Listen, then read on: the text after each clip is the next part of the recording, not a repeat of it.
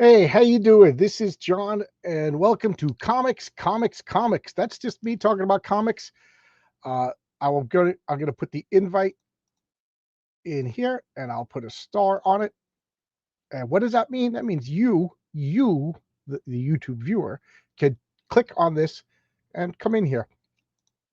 I got two little rules: keep it family friendly, and no avatars. I hate talking to avatars. It's not a conversation talking to some cartoon anime girl or pulsing orb or something like that. I want to see your face.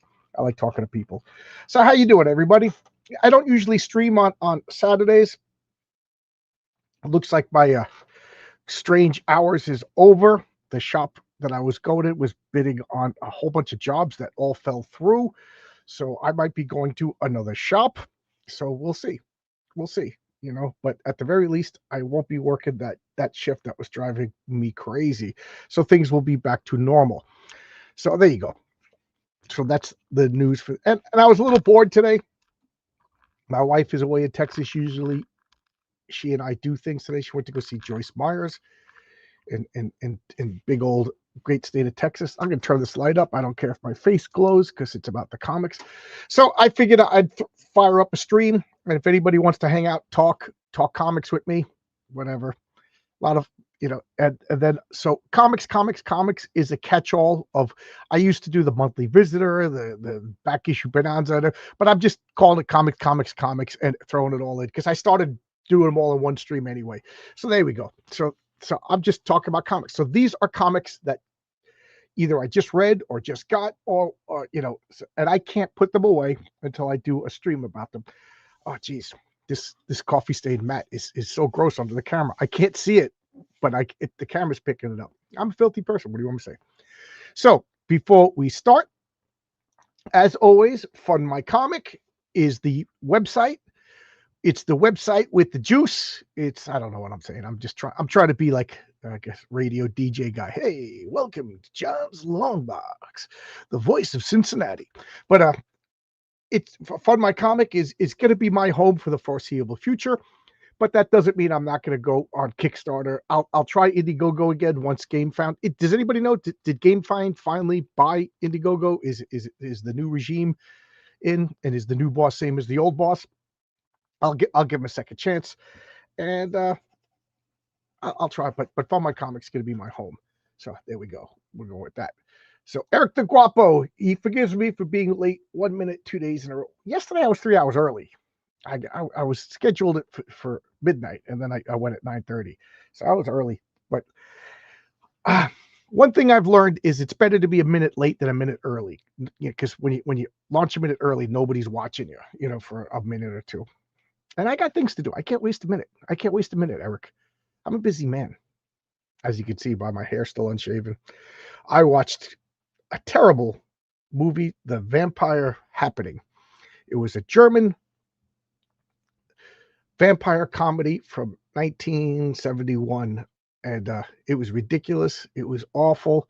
The women were beautiful and topless, and it was awesome. That's what I did today. Literally, I did nothing else. I slept in late. This is the invite if anybody wants to pop in and talk with me. The Master Hobo says, "Who said comics?" Hello, Kurt Angle. How you doing? How you doing? Uh, Funny, Hobo. Where was I talking about this? Who was I just talking to about hobos? I have a superhero hobo story. I got interested when I was traveling to go to college. I was taking the trains and the buses across the country a lot. And I lived in Albuquerque. I was dirt broke. So I was traveling by Greyhound, and I used to say that I was a hobo, and I literally had I wonder where it is now, but this Navy bag that I would pack up and throw over my shoulder like a 1940s, you know, depression era guy looking for work. And I started learning about like the hobo code and the hobo symbols, stuff like that from like the 20s and 30s. So I have like a hobo superhero story that I got to refine it. I got to refine it because there's too much stuff that only makes sense in the world of my comic, and I don't have 30 years of precedent. So there you go. Garfield's Bizarre Adventure. How you doing? Good to see you. Good to see you. I love seeing everybody. Everybody saying, "Oh, hey, Brian Christo. Brian Christo. Brian Christo. I want to show you something. I don't know if you've seen this or not. let's see if I can click the correct buttons, and let's see if it actually works, because I am notoriously wrong when I do this. But I think I might have sent it to you, but the back image of Patriarch number 1. I got it colored and drewed and drawed and colored it and not lettered yet. I don't think it's going to have any letters. Maybe it will. Maybe it will. But let's see. For those of you who don't know what I'm doing, I'm scrolling through all my files. I'm trying to get more organized. And okay, that's not it. Okay, cool. So I will show you this. So Brian, I don't know if I showed you this already, but I'm going to share this. There we go. So this is going to be the back cover for Patriarch number 1. And I wanted it done first so I could use it as like a poster. But so I asked a bunch of my buddies to send me copies, good clean scans of their comics. Yeah, I know some of them are backwards, but what do you want me to do? So this is the Patriarch, his wife, and his kids. They're all just sitting around reading comics, and I thought it would be fun to have my friends' comics. So starting down here with Courtney, that's Patriarch's oldest daughter, and it's funny, I'm grabbing the list because I sometimes forget their names, so I might as well tell you their names. So I'll start with Courtney down here. She's wearing the Fund My Comic shirt, and she's reading Horace H. Hoover by Fabrizio Aiello. So I'm going to put, like, in the letters page, a little, like, check out Horace H. Hoover. You know what I mean? I know these guys are my competition, but you know what? A rising tide floats all boats. And I truly do believe, unlike the Comicsgate people, that a rising tide floats all boats, and grab an oar. So I'm actively helping my buddies. I'm not jealous of their success. Matter of fact, the more Fabrizio sells, the better I do. So is it self-serving? I don't think so. And then we got this is Ionis over here. He's one of the Patriarch's kids. What is he reading? Oh, he's reading Kneel Before Doomface, Aaron Sparrow's comic with Renzo Rodriguez artwork and Oscar's colors. Then we got the Patriarch's wife over here, Marissa, and she's reading Saving the World. And it's a good thing she's reading it, because that comic's a little risque. It's a little risque.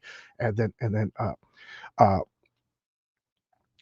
Ionis's twin brother is Seamus. He's watching the Big Booby Girls, And then we got over here 19-year-old Paul. He's reading Six Gun Gorilla by Brian Cristal. That's what made me think of this. And then let me scroll down. We got the Patriarch and Gertrude, the baby, are checking out Punchline by Bill Williams. But Bill Williams is the letterer on my comic, and he's a great guy in general. Just, a guy who's instrumental to the success of my comic. And I urge you all to check out Punchline. And then we got the two twin sisters, Abigail and Althea. They're 13. And what are they reading? I can't even see. This is Oscar Carreno's comic, Miserio. I'm going to say it wrong, but that's his comic. He colored it. He wanted to put that in. Who am I to say no? And then, so we got Althea and Abigail. And Abigail is reading Wolf and Batsy by Brian Bow. So I sent a copy of this to Luke Stone, and I was like, yeah, if you want to use this as promo for Fund My Comic, it helps both of us, right? It helps me because it's my characters, and it'll help him. And I said, put whatever comic you want that's on Fund My Comic, and and tweet it out, whatever, you know what I mean, like Family Fun Comics, whatever. I think that would be a fun thing to do. And let me reduce my dirty, unwashed face. So everybody's saying hello to each other. Everybody. I will if I get the chance. Always a pleasure to talking to you. Yeah, get in here, join the stream. Yeah, Brian, anybody's welcome. Anybody. You don't have to be a creator. You just have to turn on your camera. Secrets. Ooh, spoilers on that page. But I literally have to keep a name and list of the ages and birth dates of all the children and the Patriarch and his wife, because some of the stories are going to jump back and forth in time, and I gotta let Renzo know how the appropriate age to draw the kids. 19-year-old Courtney. she, you know, if the story's set in 2002, she can't be you know, drawn like a 19-year-old. Stop extra camera, add extra camera. I bumped into the camera, so that's why it got all blurry. Aiming for 2050 Master Level. It will be done. Okay, they're talking. A horribly beautiful movie. Oh, you saw it too? You saw the same movie that I was talking about? That's funny. That's funny that you saw it too. Ben Sabar, voice actor. How you doing, Ben? How you doing? John's Long Hellbox in the Hotels universe. Can't wait to see it. Yeah, it's not even. I mean, it's in here. It's not even written down yet. It's, you know, it's what it is. It was a past adventure that me and my friends played. It's, you know, that's where I can't say all of my ideas because the Patriarch was never a character in my role playing game. Mary Sue was never a character in my role playing game, but pretty much every other character you see in the comics was a character in my role playing game. When I say my role playing game, I mean me and my friends sitting around playing Patriarch Bears because I didn't think I had the right to use characters that my friends like Lucius Kane, my friend Jimmy made up with. But here's the funny thing: he made up the man. I made up, and he said I'm going to call him the Suit.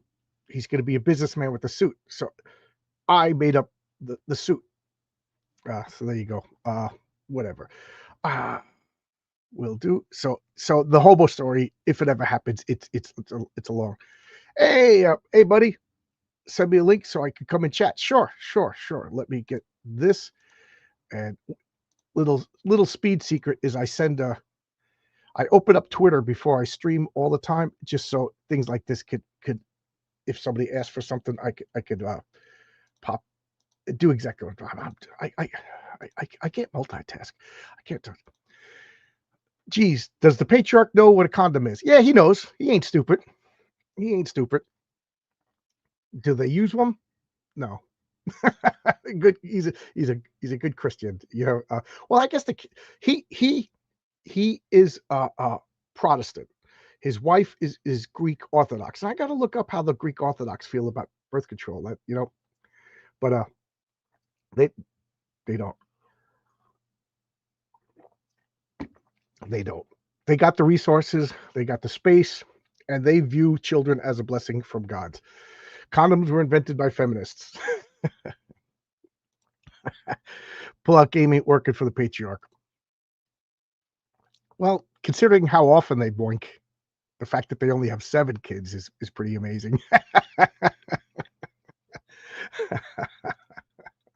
They're good, healthy, good shape, you know, and we got that. So before I start talking about comics, I will throw out the link one more time. And there's the link. And we also have, whoa, Roman. I was going to say Roman. Robot. We got a robot in the house. How you doing? Good to see you. How are you, bud? How are you doing? Good. So while you're here, you know what I'm going to do? Keep talking. Yeah. I'm going to get that cover that you drew for me. Okay, cool. I try to treat every stream as if it's you know, their first time, so people might not know who you are. You know what I mean? Oh yeah, probably not. Yeah, I'm not. I'm known, but I'm not like super known. Oh, okay. So I'm going to show that this. I clicked on the wrong thing, but it's a happy accident. So this is Ron, and Ron. First off, I just ate the last cookie in the box. That really your wife sent me. Yeah, well, you individually wrap them so they last long. You know. Oh, they do last a long time. I know. Right. So you know, my wife ate all the fruit ones really quick because we figured those were the most perishable, and then the chocolate chip cookies, and then you dunk them in coffee. I mean, I don't think I'm saying anything mean about Mabel Bakes, but when Lord, 2 months, you need to dunk them in the coffee. That's just the way it works with any person. But Mabel Bakes go to Facebook / Mabel Bakes. Well, she's not doing it. She's not doing it anymore, though. Oh my God, she's not doing it anymore. No, she told you. She came on one of your one of your shows. I pretend I don't like that information, so I pretend I didn't hear it. Oh, dude, a lot of people don't like that information. I know. But excuse me. She's working at a local like toy and comic shop. So right, she was on last week. Yeah.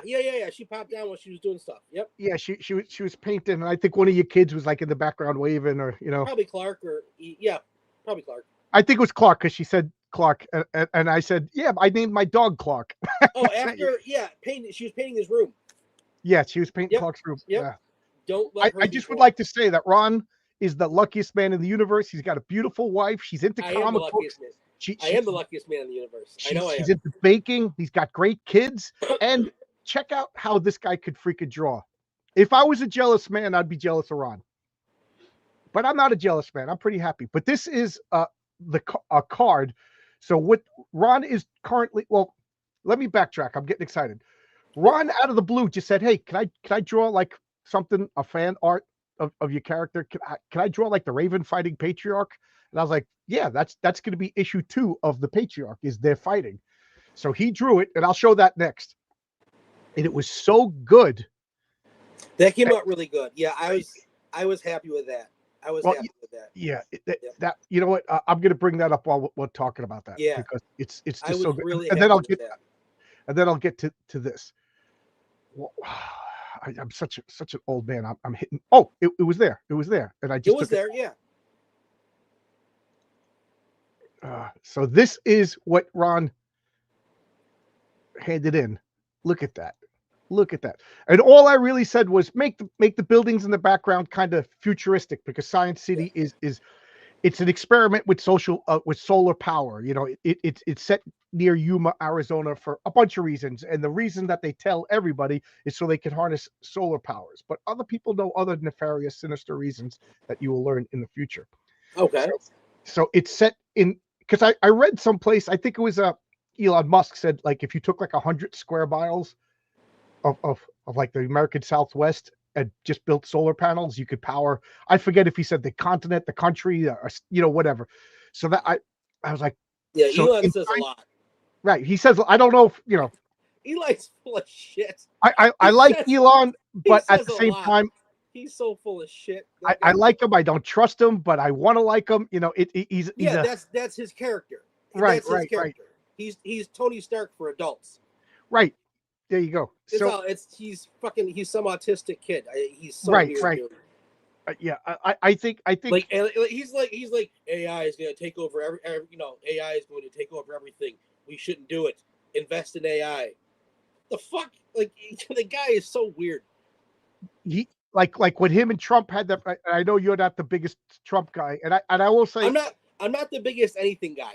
Right. Like, I don't have a side. Just so everyone knows, I don't have a side. It doesn't. Right. I'm not a righty lefty. I'm nowhere. I'm more realistic. Which one of these is best? You know what I mean? That's the way I look at things. But anyway, I don't want to get into yeah. But I was upset when Trump and Musk broke up, because to me, those two together could get things done, and I thought that they would get maybe 49% good things done. You know what I mean? Whereas opposed to everybody else would get nothing good things done. So I'm watching a soap opera. That's how they broke up this week. Like Ross and Rachel broke up this week. What's next? Gotta tune in tomorrow. Like, I fucking care. Right. Yeah. Politics are gay. Eric the Guapo, we would get along. Right. Elon is autistic, Tony Smart. But anyway, that was some good people in here. We've got good people in here. We do. I really managed to attract a good solid, good crowd. I really enjoy, you know. Dude, I did too. Like, even though I'm not really in it anymore, like I'm doing the book for you, but I'm running. I own the business that I was working at now, so I'm really busy. I still stay in touch, like, with the core, small group of people that I knew literally in the first few months that I was on Twitter. I tell you, I reached out.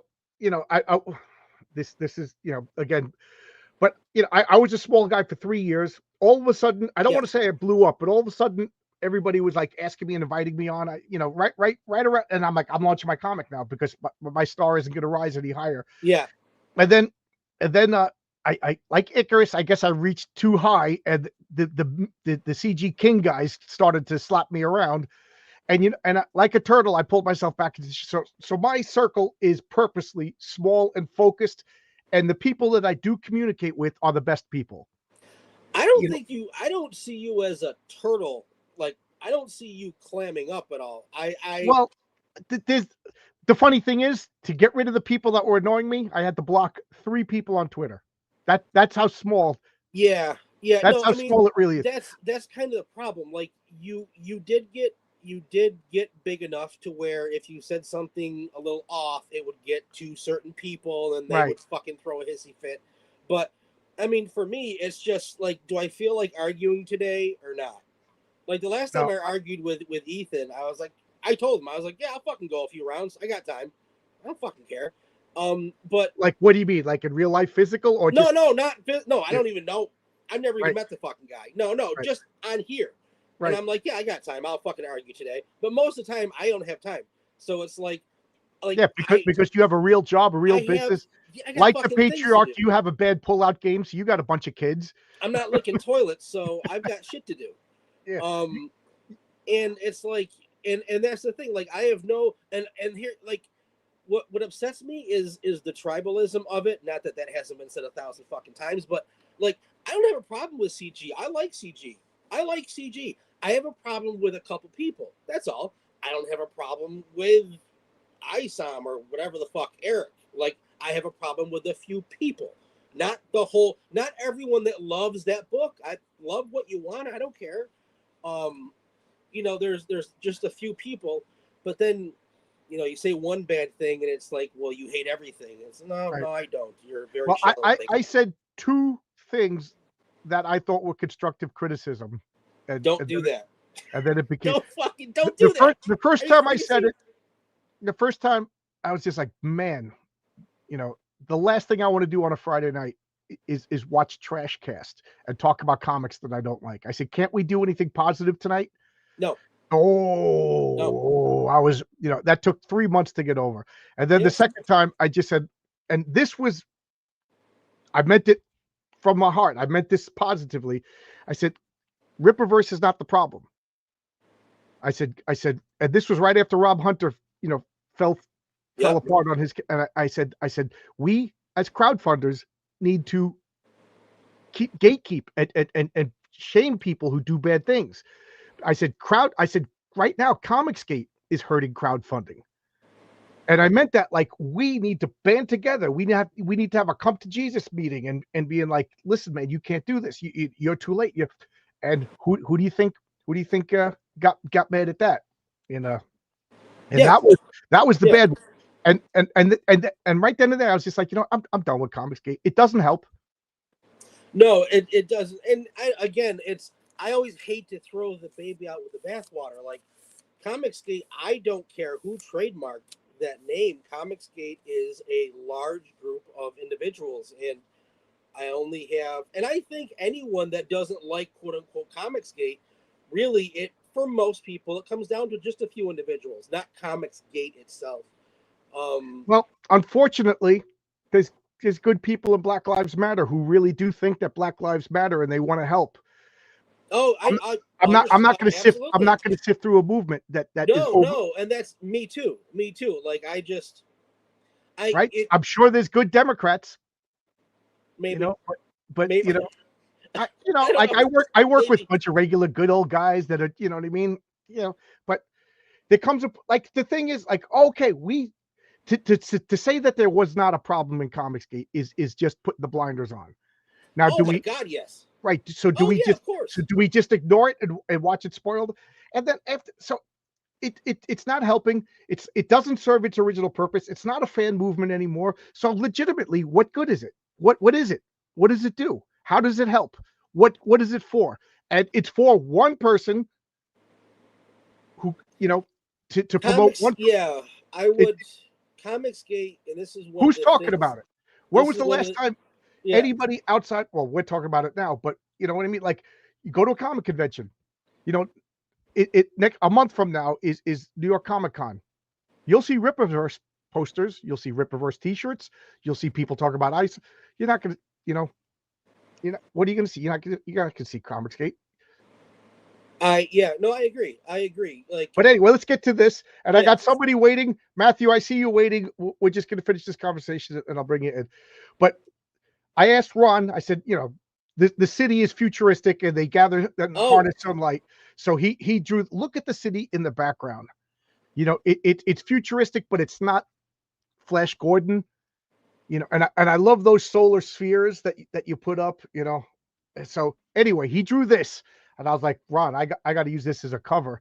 And I said, in a perfect world, you'd be drawn for Marvel and DC. Look at that. Look at that. So Oscar colored it, and then Ron said that he's done. He doesn't. He just draws when he feels like it. He's got a business. So I was like, if I give you a script, no pressure, and you draw it whenever you feel like it. I said, even if you were done tomorrow, I wouldn't be ready to publish it for 2 years anyway. So how are you? And Ron said, okay. And then we did this. So I told him my ideas for characters.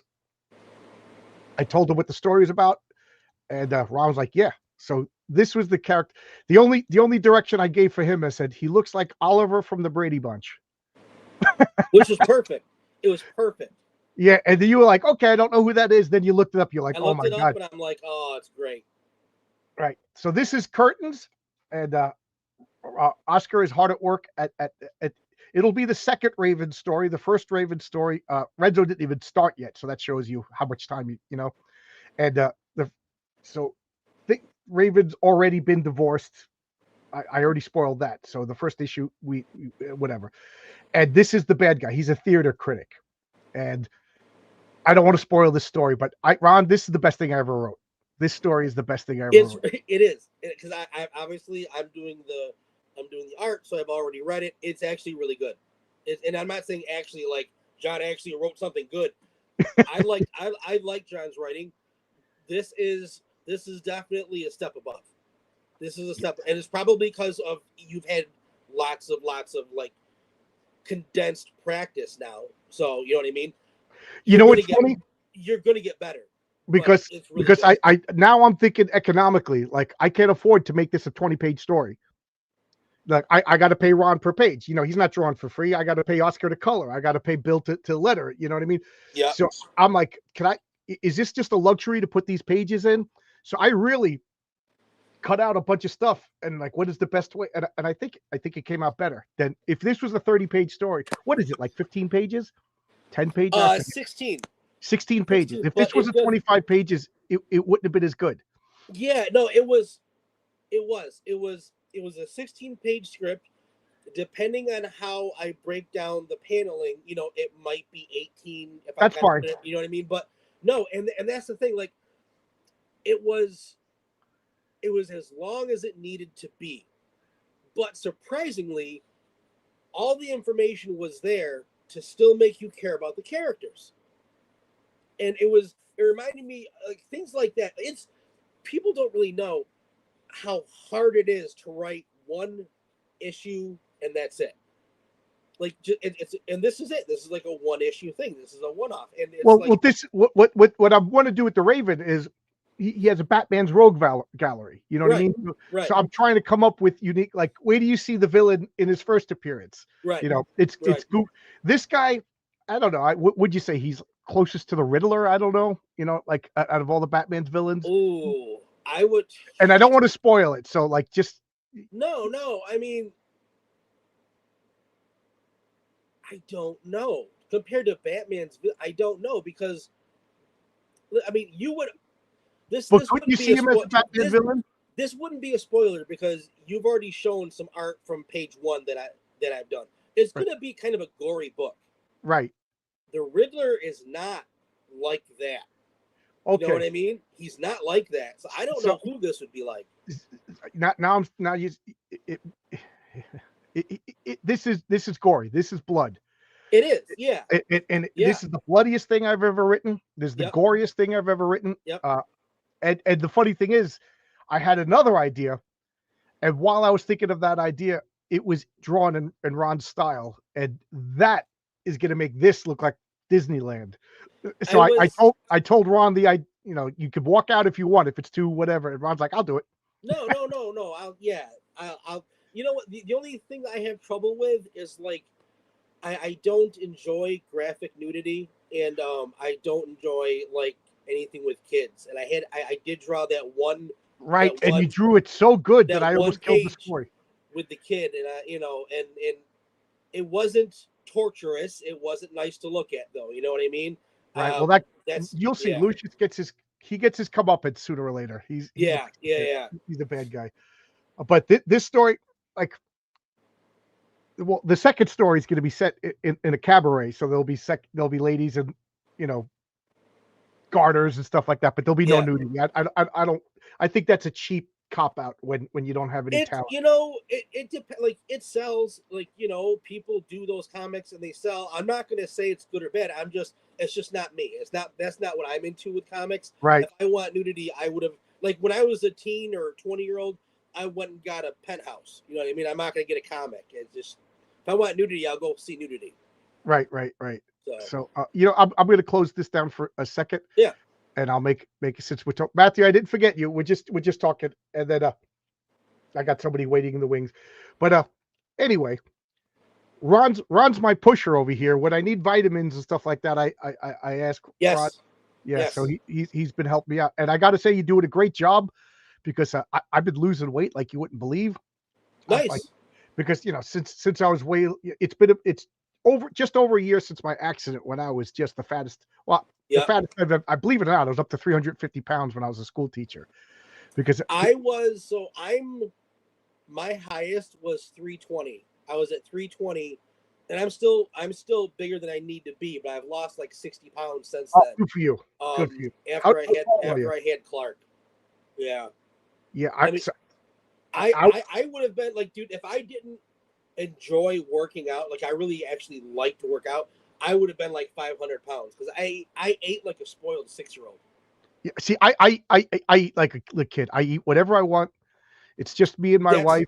My wife's in Texas, so I've just been eating chili and Chinese food. You know what I mean? So, but yeah, I ate like I'm shit, losing dude. weight. I ask Ron. I pay him. He mails me real vitamins, not like the chalk that they No, sell at not the the cheap supermarket. shit. Yeah. You know, Yeah. I will actually have one of the things I'm doing is we're working on a website. So it's going to be for the store's been around for like 30 years in town. And this is going to be its first like e-commerce website. oh, So cool, you can point and click. I'll have like a point system. So after 100 points, which oh, would be cool, roughly around like 5 or 6 sales, you would get like 15 to 20% off. good. Um, Lots of good. It's gonna be it's gonna match online prices. So it's not gonna be like overly priced because then you just go to Vitacost or whatever. Anyways, so I want you to shop with me. So I'm gonna be comparable to like Vitacost, about roughly around their price point.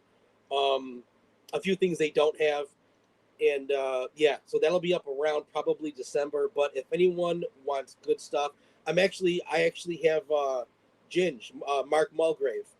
He's a customer too. He's a friend too, um, and he's the one I drew the well for. He's a writer that I drew the well for. I'm sending a vitamin package to him on Tuesday. So yeah, anyone wants anything? I'm in Batavia, New York. Give me a call, 585-344-0722. It's the Olive Branch. And Okay. I'll send it out $50. Half you'll pay half the shipping, $100. I'll pay the whole shipping. So I don't know if you ever saw this. I'll show you this, and then I'll bring up Matthew, who's been waiting patiently. I yeah, don't know if you've ever seen this, but of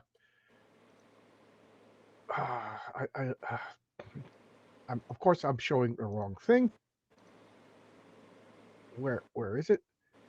Okay, there we go. But there we go. Perfect. So in your story, there's Augie Carmichael and Bree Cakes, the government agents, correct? Right? yes, They're two characters. Have you ever seen what they look like? You, yeah. Didn't yeah. Luke do a Okay. few? I Yeah, forgot if you saw them or not because they yep, are also because they're going to be reoccurring characters. yep, So this Augie Carmichael, yep. uh, he's one of the federal agents, and he's like the Harvey Bullock, Commissioner Gordon amalgamation in my story. He becomes the handler of the Raven. He sees something in the Raven. He knows the Raven needs guidance. The Raven is unhinged. He's disturbed. He's too violent. He's you know, and Augie, he's not pure good. He's basically using the Raven like he says, I'm the gun, you're my bullets, kind of thing. But you know, he and he always says, trust my gut, and you know, and it, you know. But anyway, that's Augie Carmichael, and then because it's a comic book and you got to have sexy chicks, and literally this character was made just because I needed a sexy chick character in the comic. So this is oh, I'm showing it. It switched automatically. This is Brie Cakes. And Brie Cakes is the other agent. Now she's the good cop, Augie's the bad cop kind of thing. And I actually got a good story about her that nice in the story. Oh, it's just funny how things happen. So Luke drew this picture, and I just said she's a hot buxom blonde. Give her like a, you know, and then Oscar said, what colors? I said, make her girly. She's girly girl. But at the same time, she's an agent. She'll fight you, but she plays up. I'm gonna help. Like she's Sydney Sweeney in my comics. You know what I mean? Yeah. And, so he gave her the pink shirt and everything like that.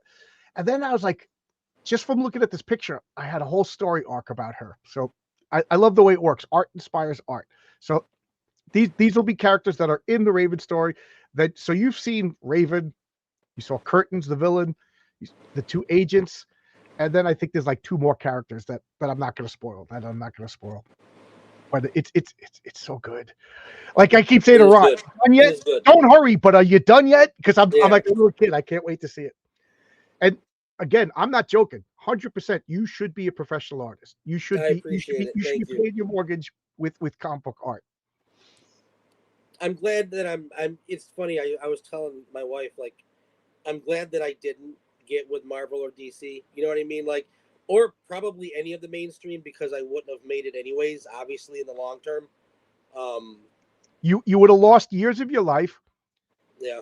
And then you would be hanging out with a narcissist and dependent upon this guy. So you to see how so many professionals ended up, it's just a meat factory. Like he just grinds you up, and unless you're like the top, that they'll pay you no matter what you do, like a Finch or something. Not that he gives out crap; he gives out great stuff. But unless you're like at that level, at this point, like you would be penniless. You know what I mean? It's just not. The contracts suck. The payment and not only that, but a lot of people who left comics went into storyboarding and animation. They can't even do that anymore. Right. So what? So what do they do? So you got a store. Like I keep saying to people like who, you know, you know who I'm talking about, but I don't want to mention names. But like people attack me. I'm like, dude, I'm an electrician. I'm doing okay. I can walk away from comics. This is a hobby. And a few people get mad at me. What is this? Well, who's not passionate about their hobby?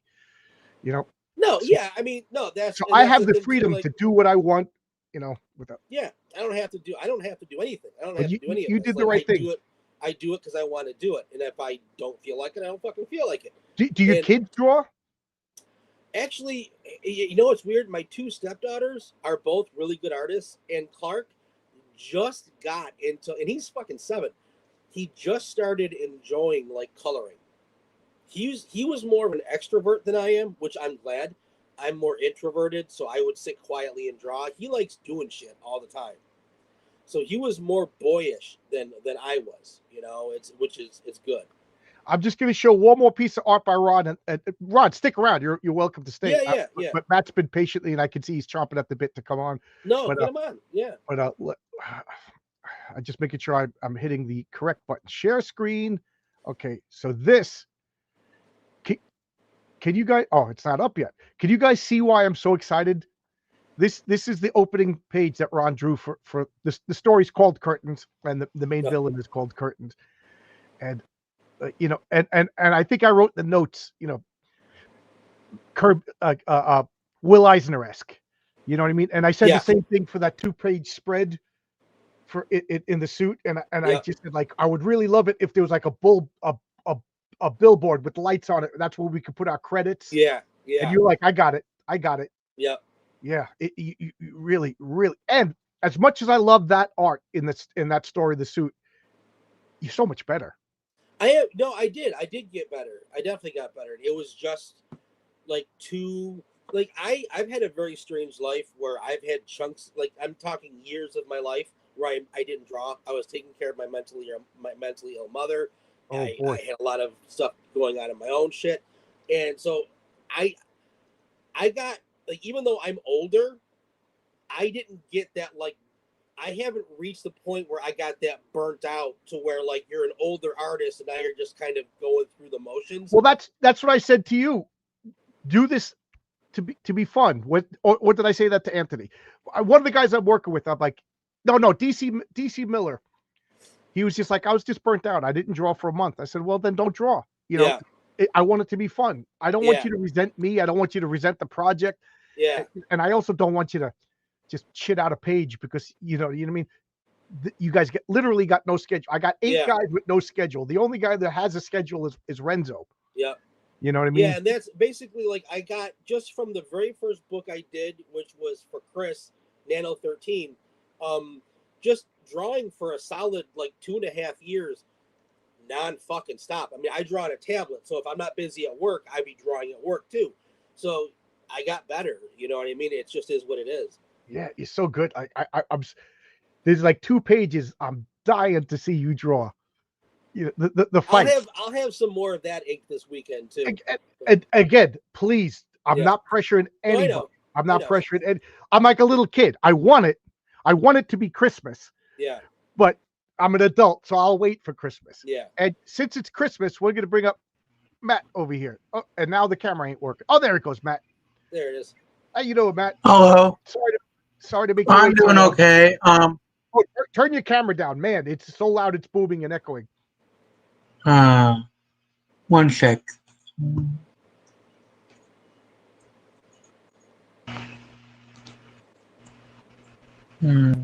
How's that? But anyway, There we go. How about Matt, now? that's better. So, Matt, I know why you're here. Go ahead. Give us the sale pitch. Well, first off, yes, I'm having the Night Slayers. It's a comic book I have on Kickstarter right now. It's basically Supernatural meets Grimm. But I also wanted to tell you guys that I just released a new bit of a book. If you don't know, I'm an author. Well, okay. You can't see it from here. And I wrote a book called Beacon, the Hero of Heartland. Oh, I'm cool. I just released the first part of a serialized novel on Substack called Children of Lair. And basically it's X-Men meets the Holocaust. And I'm giving it away free. Every month I'll put a new chapter on my Substack. Well, to help you out, put all your links in the private chat so I can put them in the public chat because people, unless you're moderating, links in. So Kickstarter, you got the Night Stalkers or the Night Slayers. How when you link it, I'll bring it up. And on Substack, you got what, Beacon? Yeah, Beacon, the Hero of Heartland. Okay, cool. One second. Sorry, I have to look these up now. Okay, it's okay. Look it up. So while you're looking stuff up, I want to address. We had a question. Where are we? I blocked the same tweet. Suddenly my feed became all about comics. Absolutely. Okay, Master Hobo. First off, I love the word hobo. It's just a fun word. You want to confuse somebody in a fit of anger, call somebody a hobo, and they're just like, dude, I don't know how to react to that. It's just a fun insult. Yeah. I like talking about Heroic Tales. And speaking of Heroic Tales, how's the progress on Heroic Tales 2 coming along? Daniel is submitting he just messaged me. He's finishing up the last 2 pages. So that's to be colored. Then lettering takes a day. Bill is all caught up. We're just waiting for the last 2 letters. Then what I want to do, so where I was supposed to be shipping by the end of September, obviously that's not going to happen. So it looks like we'll be shipping at the end of October. But Luke Stone, the illustrious Mr. Luke Stone of many talents. The guy could sing, the guy could play guitars, he could make websites, he could draw. He is making my letters page, and he's doing like we're making like a page of all my merchandise, and he's making it look like an old Funhouse Factory ad. So we're doing that. Nice. And then so when those 2 pages are done, Bill does the pre-press, and then it's going to be a little difficult because we got to put the Mary Sue story upside down. You know what I mean? So it matches the flip book, and then I got to make sure that the Mary Sue story has the Mary Sue cover. You know what I mean? This one's, I'm a little bit nervous because I'm doing something a little bit different. So, long story short, the coloring held us back by a month. You know, there was a 3-month period where I didn't get anything by Daniel. But what are you going to say? His father's having open heart surgery. He lives in Brazil. He literally has to travel across the country to a clinic. Guys, you want state-sponsored healthcare? That's state-sponsored healthcare. You got to pick up and travel 1,000 miles to get the free treatment. You can't work for a month. You know what I mean? Things like that. So I'm gonna put your Substack link in the comments, and so that's the update. I'm gonna make an update on Yeah. Please forgive me for being a month late. I know I make the biggest stink about late books, and I mean I don't get a month late is a month late, but it's not like 5 years. Free Matthew, there you go. People are cheering for you. A good social circle is golden. Yes. There you go, Eric. My internet must be weak because it's taken forever to get to this. What are you talking about? Oh, wait, here we go. My links, it's taking forever to find them. Oh, okay. All right. The internet keeps, like, not going. Oh, wait, there we go. I got my novella link now. Okay. And let's see here. Master Hobo forgives me. Thank you. And then we got a link to the Beacon Hero of the Heartland superhero novella. Cool. I like. You know what I think is funny? And here's the last one. Yeah, just put in the Kickstarter. There we I want go. to put your Kickstarter. I want people to see your Kickstarter comic. And what did I just do? I got my Kickstarter in just now. Right, and I don't know what I just did. Did my screen look funny to everybody? Because everything just. You look fine on mine. It looks like you're not even blinking now. Oh, good. So. There we go. All right, so I'm going to bring up your campaign. Night Slayers. Where are we? There we go. Oh, I should also mention. Oh, good. You got some sales since last time you were here. Good for you. Yeah. I just wanted you to know that I am streaming this to 100 people on my Facebook page. Oh, nice. Hello, people on Matthew's Facebook page. Yeah. Can't wait to do an unboxing video for Home Tales 2 on my channel. Yeah. I'm so proud of the Mary Sue. The Mary Sue story was the best thing I ever wrote until I wrote the Curtain story, and now the Curtain story is the best thing. That Mary Sue story is garbage now. No, that's the goal is to get better and better and better, right? That's the goal. And I wrote a story for a secret project that the artist made me swear. He's superstitious. He's like, don't tell anybody until it's done. So that is so good too. That is so good. It's fun to the point like I was like, should I stream or should I write? And I'm like, I'm gonna stream, and then I'll get excited about comics, so then I'll write. But if I just started writing without streaming, I don't think I would have been as into it as I am now. So anyway, I'm babbling. Anybody want to say anything? We got the Night Slayers #1, a supernatural mystery. 57 days to go. Yeah, cool. Last time you were on, you only had 2 backers, so good for you, man. Good for you. Yeah. I was just wondering, you have your own comic, Hero Tales. Are you the writer or artist? I'm the writer. Okay, I am too. Right. Of my story. We got guys like Ron who drew half my book, and it is awesome. It is awesome. Yeah. Because I can't draw a straight line to save my life. Yeah, I'm a terrible artist. I guess to be funny, I'll show you some of my art. But tell us about the Night Slayers while I look for my art. You know. Basically, it's like Supernatural meets Grimm. every issue will be a self-contained story about two paranormal investigators trying to solve a supernatural crime inspired by a fairy tale. In the first issue, we're going to base it loosely on Rumpelstiltskin, and in the sequel, we're planning to. Well, I actually wrote a whole script based on The Little Mermaid. Okay.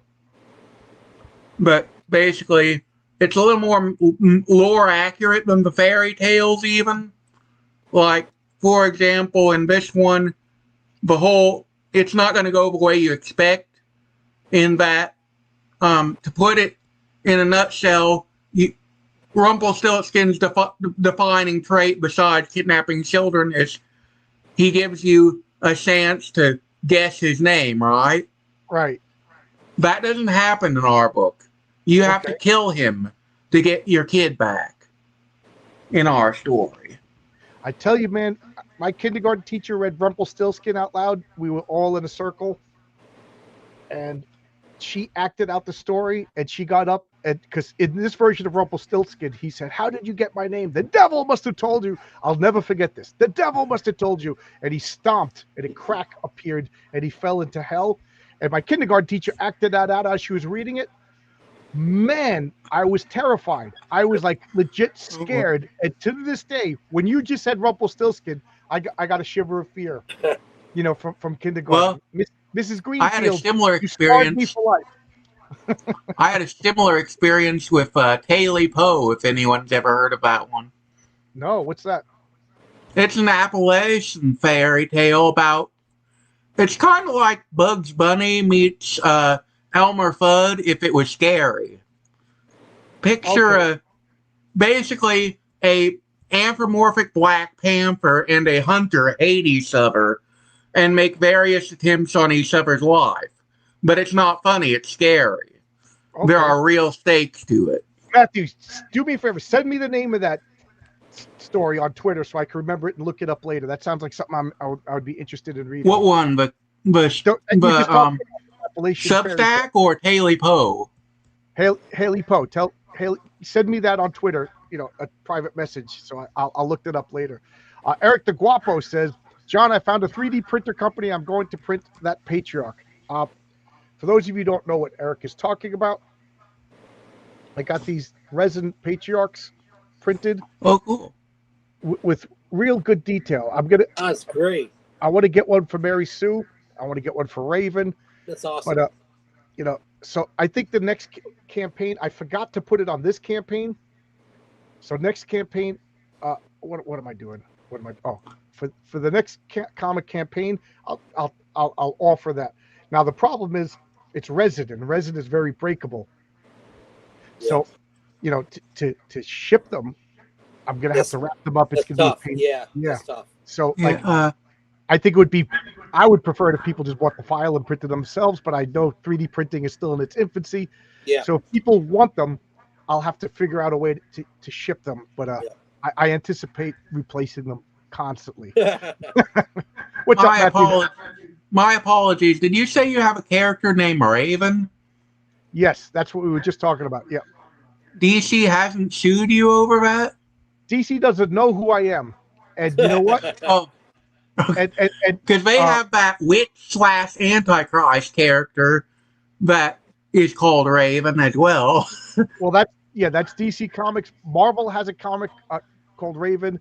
There's an Image comic. Oh, really? Yeah, they've got to have like enough difference in the character that it's not copyright infringement. It's a real good. Word. Yeah. It's a real word. A Raven, like if I was to have a guy called the Tiger, which I don't, but if I was to have a character named the Tiger, but there are other characters called the Tiger. You can't copyright a name, but you could copyright that character. So as long as it's different. I did not know that. So the funny thing is about Raven is I changed his name 3 times because of that. And then finally I was just like, you know what? I'm going back to the Raven. Fuck it, yeah. Oh. Yeah. So the character that I made to replace the Raven, I'm not going to tell you his name, and I actually had Renzo make a 2-page poster. Like, it's so good. I showed it off once, but I don't want to show it off until it's time. But I fell in love with that character but it didn't feel right. So I went back to the Raven because that character was more of a villain vibe. He had a villainy vibe. So this character, he's the replacement Raven character is so crazy that even the Raven is going to be like, I got to deal with this guy. And the Raven ain't too stable. I'm But gonna get actually- going, guys. I'm gonna go see what the kids are doing. All right. Oh, good. Take care. Say hello to Brittany. Say hello to the Yeah, kids. absolutely. And See ya. like I said to Rob, you take all the time that you need to make that comp. Make sure it's fun, but hurry up, please. I'm dying. No, I'll do my best. Okay. See you guys. Ron is the best. Ron is the best. He's so freaking talented. It really is an indictment on the comic book industry that a guy that talented, that quick. When I was about to go to print for Heroic Tales #1, I was like, "Where's that page? Where's the last page? Where's the last page?" And I was like, "Oh my God, Ron, the last page!" And he's like, "Well, this is the script. I sent him, and I left a page off." I was like, "Oh man." So he's like, "Don't worry, I got this." 2 days, he was done. Boom, beautiful, and it didn't have rushed quality. If you go back to issue #1 and you look at the last page of the suit, you're not going to tell any difference in the art. And then Oscar colored it just as quick. What else was I going to say? Foam cutouts are good shipping options for mission. Yeah, if anybody's interested, if anybody now, if you want the file to print this out yourself, I should take a picture of it because it's really good. It's really good. And You could probably just put that as some sort of add-on. Yeah, that's what I'm and going then- to do. I want to. Oh, good. I want to Because do you it don't give that away for free. It's too cool. right. And my friend Scott printed it. If I might as well give a shout out to my buddies, Dark Alchemy Labs. They do a Dungeons and Dragons show. They do a 3D printing business. They talk Dungeons just as much as I talk about comics. These guys talk everything about D&D. And when I go to Scott's house, his whole basement looks like the Green Dragon Inn. Like it's nice to have adult children and disposable income. So when you're playing Dungeons and Dragons over at Scott's house, I joke. I'm like, is your wife going to dress up as like an elven wench? Put the ears on and the white top, like and serve roast mutton. And Scott's a big guy and he doesn't like it, and then he tosses me out of his house. Scott's a Marine, so you don't. And to be honest, you don't have to. His wife can take care of himself. She's a martial artist. Yeah. But and then Roy has you go down to his basement. He's got like 4 3D printers, and he doesn't buy miniatures. He prints up whatever he needs for his game. So that's Dark Alchemy Labs. If you're interested in Dungeons and Dragons, old school Dungeons and Dragons stuff. So I don't know. I'm gonna talk about my comics. I've been talking for an hour now, and I haven't even brought up my comics. So I'm gonna do this and that. And Matthew, since you're here, are there any current comics that you read that you're a fan of that you buy? Well, I've recently backed a whole bunch of them, like 5 of them, but I haven't gotten any of them yet. But I'm really looking forward to one called The Lightning Girl. Oh, okay. It's basically the Flash, but without the Flash. I don't know. I have never read the first issue, but I ordered one, and they're having all kinds of problems trying to print it. So I hope I get it, because it's probably the one I'm most excited for. Yeah. I use Comics Wellspring to print my comics. Yeah. The customer service was excellent. I mean, all you really have to do is pay for it. And anybody printing I used comics, to use Kablam. Oh, Kablam!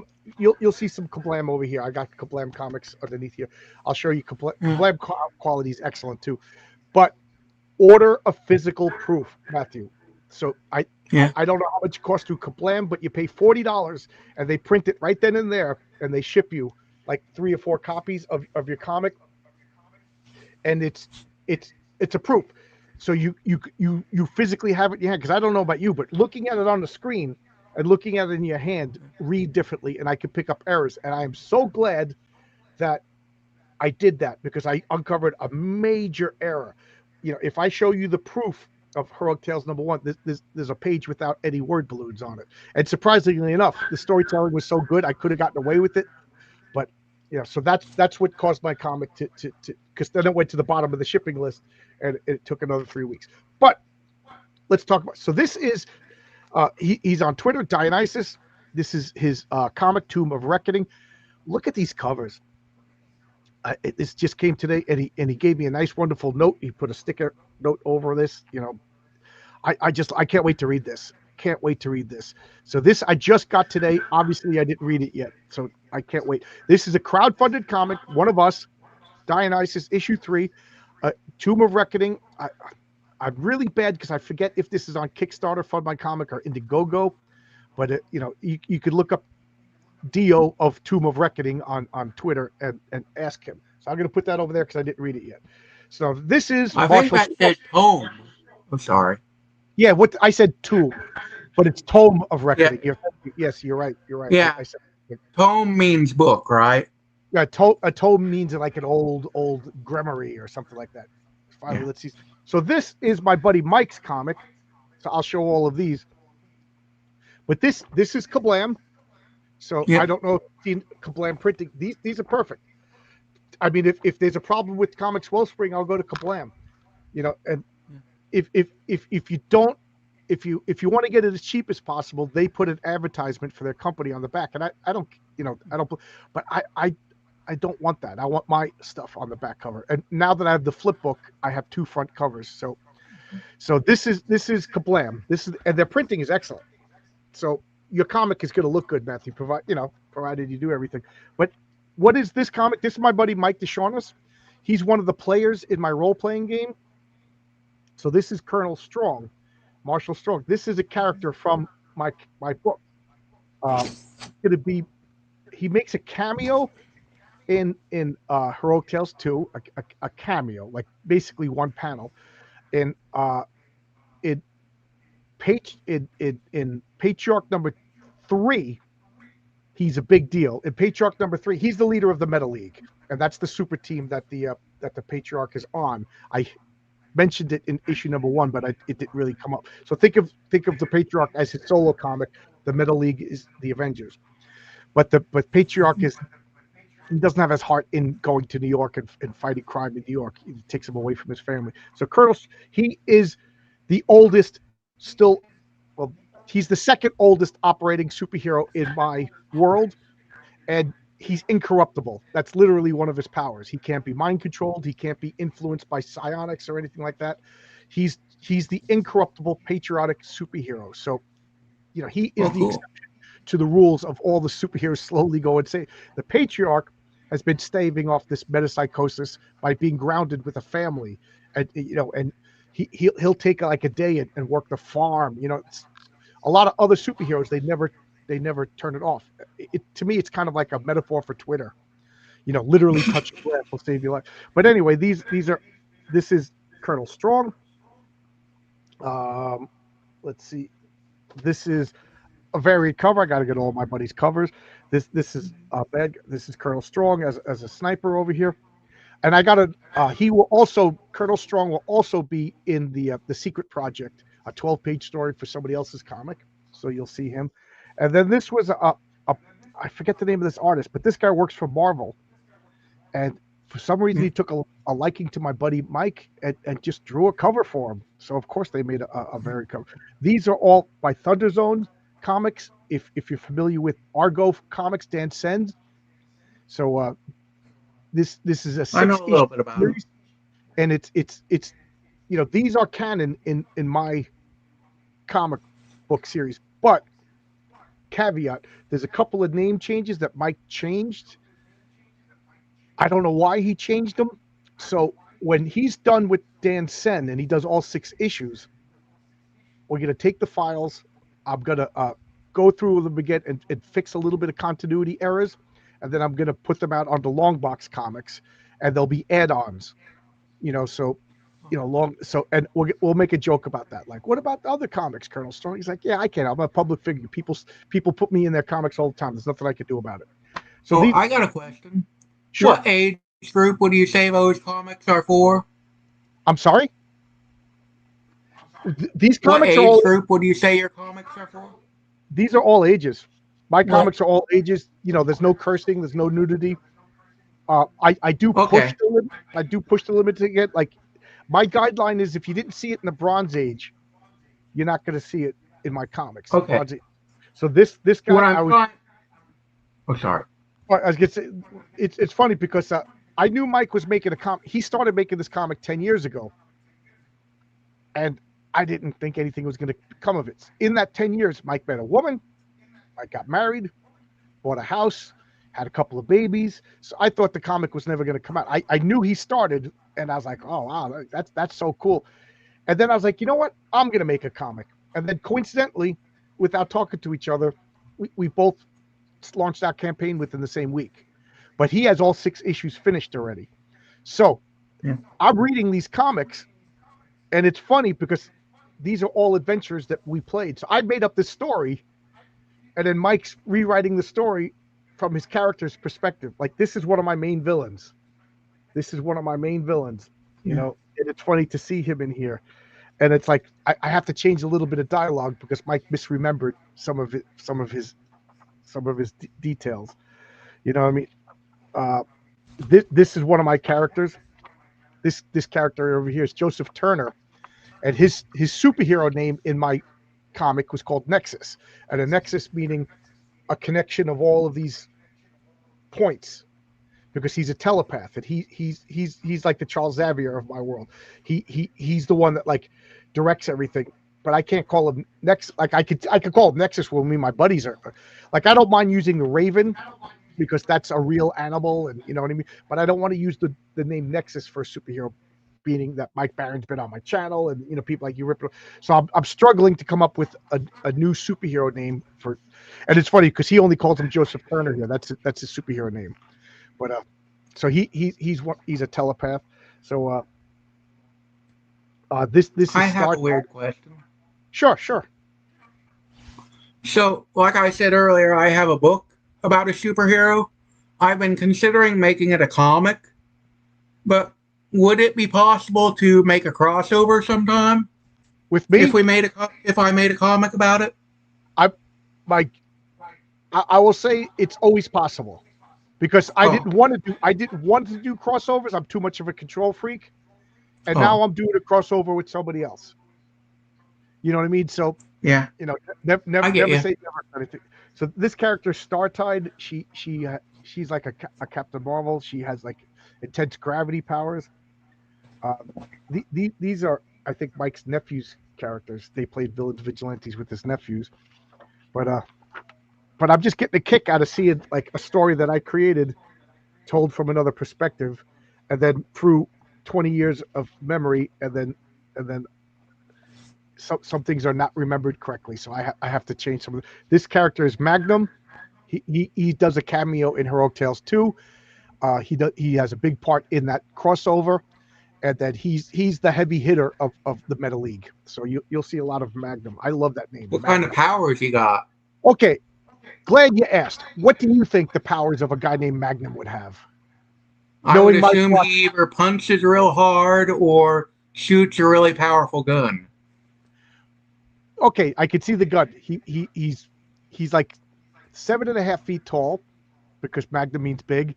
He's super strong, and he has magnetic powers. Oh, so he's got magnetic never powers. thought of that. And he's super tough, and yeah, very aggressive, very aggressive. So here we got Colonel Strong, Magnum over here. The only thing is the artist should have made Magnum a little bit bigger. And this character is Pinpoint. He's not in my comics. It's my buddy Mike's nephew made up a character. He said, "Can I make up a character for your comic book?" So he threw him in there. So which means I have to put Pinpoint in my comic at some point. And this character is like the Deacon Hammer. Okay, and Deacon Hammer was Mike's character that he designed himself. He was so proud of this character, and he died in one adventure, and he never got to do anything. And it's been bugging Mike, so Mike's thrown him in. he was dead when this comic came, when this story was role played, and he's putting him in because he's just so mad that he never his pet character never got to do anything. And then I don't know, but it's cool to see this adventure from somebody else's perspective. This is the Spartan. The Spartan does a cameo in Hero Tales 2, and then the Spartan will make a big deal in issue 3 when we meet the Meta League. He kind of looks like One Punch Man. The Spartan? Yeah. He's got blonde hair. He's got bronze armor. The sword's wrong. The artist he carries. Oh, I didn't notice the sword. Yeah, he carries a Greek. I forget the name of the Greek sword, but he has the shield. And then this is Kaizen Soche. Not Kaiser Sosek. I forget what I named him, but it basically means the secret samurai, and he is a major villain, just a major villain. Secret Sam, and he goes back all the way to the 50s. He fights my original World War II team, the secret samurai. Big. Think of him as like a Fu Manchu major manipulator, behind the scenes guy. So these are regular Marvel comics. This is Tarzan. John Buscema, Tarzan. Beautiful artwork, but I got to say, the first 3 issues, I was like, this is so good. This is so good.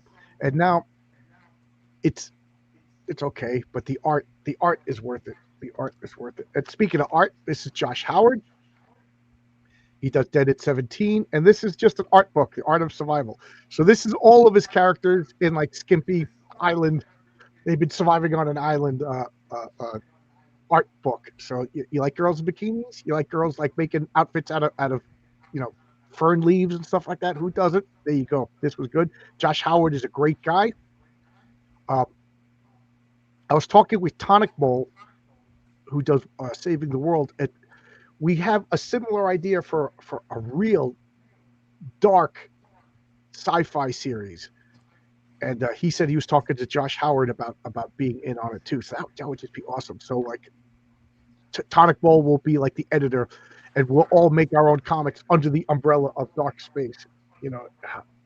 I can't wait. I can't wait. What kind of dark story?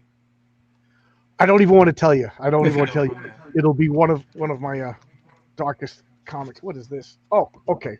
I got scared that maybe I was going to be showing something I shouldn't see. So this is some art from Oscar. I sent comics. I sent I forget, like 3 or 4 comics.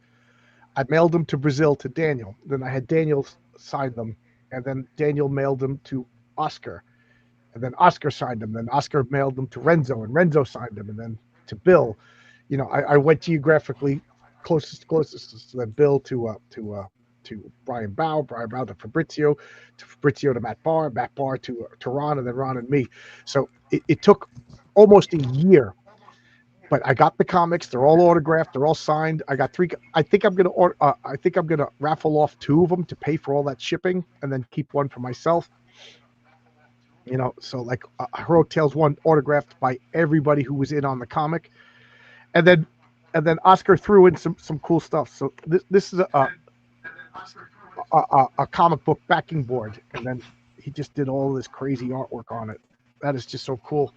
And then this is some Spanish comics that Oscar worked on. Script creation and art by Oscar Carreno. I love his art. Oscar, for those who don't know, is my colorist. He colored the suit, and he colored Mary Sue. Daniel colored the Patriarch, and then Oscar is drawing and coloring Eddie is Doomed. And then check these out. I don't know if I showed these or not, but check these out. So this is more art by Oscar. Etrigan the Demon. That is so cool. He knows I like The Thing, so he drew Ben Grimm The Thing. I love his work because it's very cartoony. That is just so cool. He colored it also. Mr. Monster. I love that. Spider-Man in the black outfit. Why is the mainstream companies grabbing these guys? Look at Captain America over there. And then this, I got a kick out of this. So check this out. These are Mexican comic books. So these are comic books that you got in the stands in Mexico. Caliban. So Oscar was telling me that Caliban was like one of the most popular superheroes in Mexico.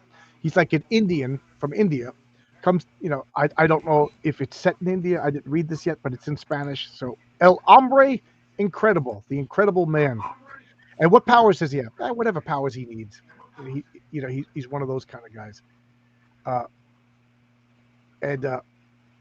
just love this. Just check this out. What year is this? This is, oh my God, this is 1969? Oscar, what are you sending me these old comics for? Jeez. But look at these come out weekly. These come out weekly. And they swipe a lot of other comics. They swipe a lot of other comics art. And they'll have like a whole team. They sold so much that they would have a whole team just draw one issue and have a whole neat team already draw the next issue and a whole other, and then just rotate the team so that they could come out weekly. Oh, this is Oscar's comic, Dr. Mysteria. This is the comic that one of the kids is reading on the Althea is reading in the back cover to the Patriarch #1. Cool. Check that out. I love his artwork.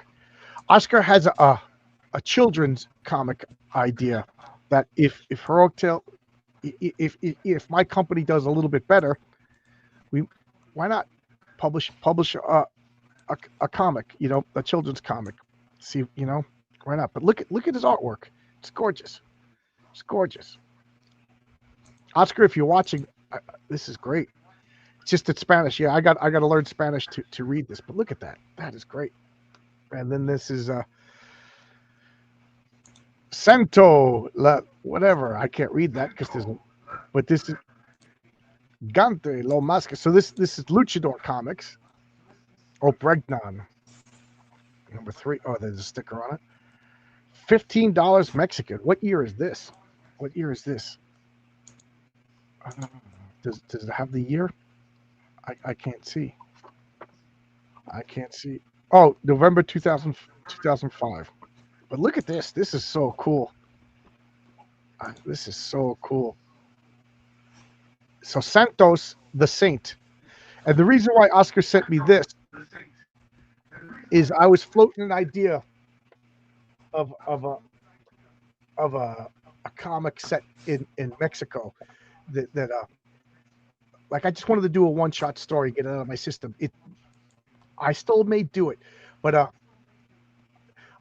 there's I watched that movie La Ciudad of God, the City of God, and it's set in the slums in Brazil, and supposedly the biggest slums, like according to this movie, there's people who are born, live, and die, and there's no records of them. They're born outside of a hospital. They have no birth certificates. There's no, these people have no paperwork documentation, even in their own. They're just born poor, live poor, and whatever, die poor. Like really, with no government or anything like that. And I'm just fascinated by that. So I was thinking, what if there was a superhero who lived there in this Portuguese? And I started calling him the Saint. And then I was looking up Portuguese, and I forget I forget, but there was a Portuguese. And then I was like, you know what? Renzo and Oscar live in Mexico, and supposedly in Mexico City, there's a really dangerous, slum area.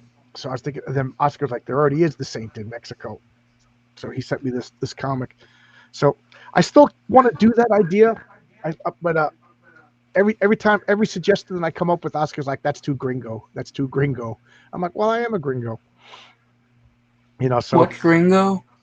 Gringo is like a goofy American. That's what the Americans like. It's a derogatory term for an American.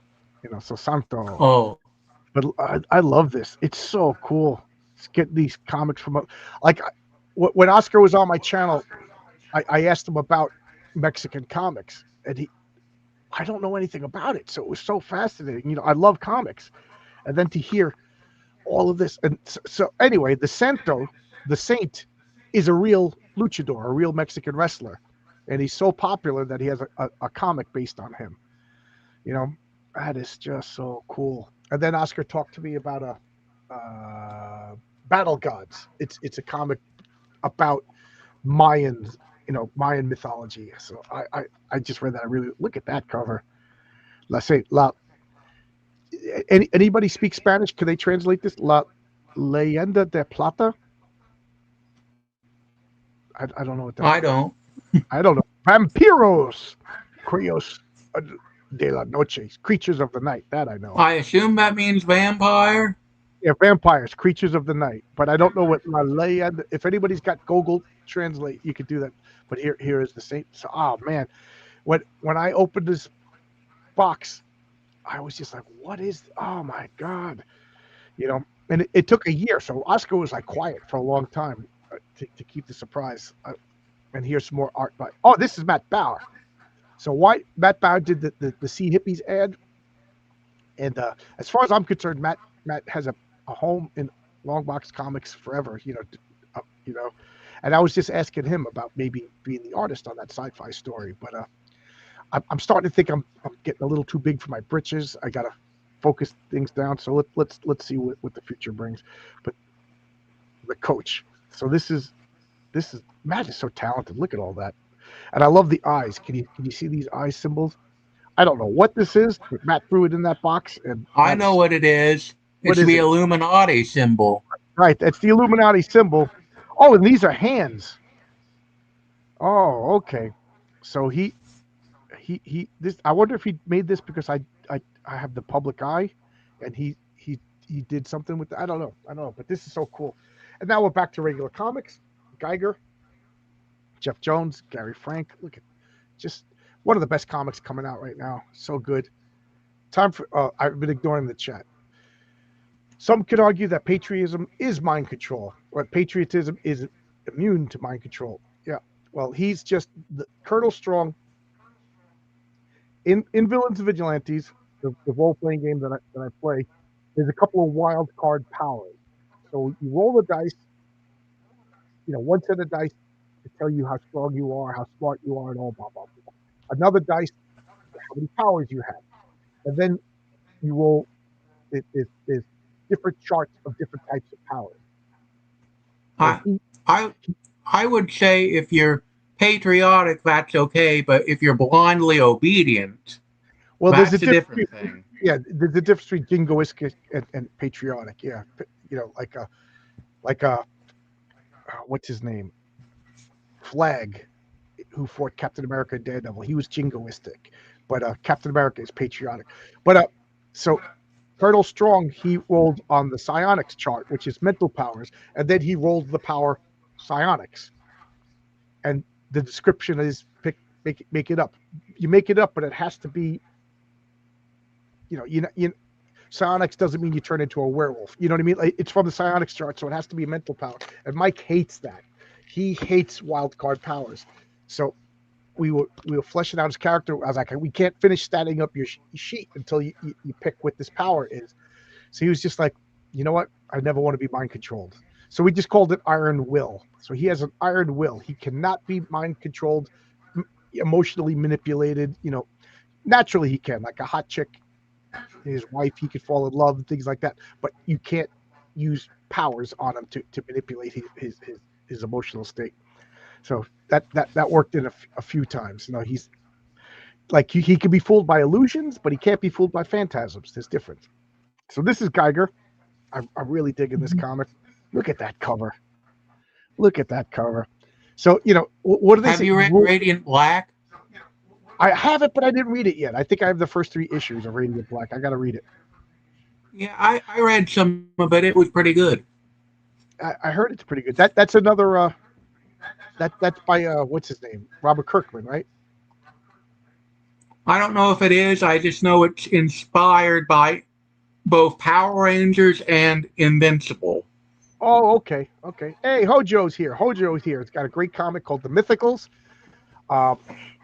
The Mythicals I love that one.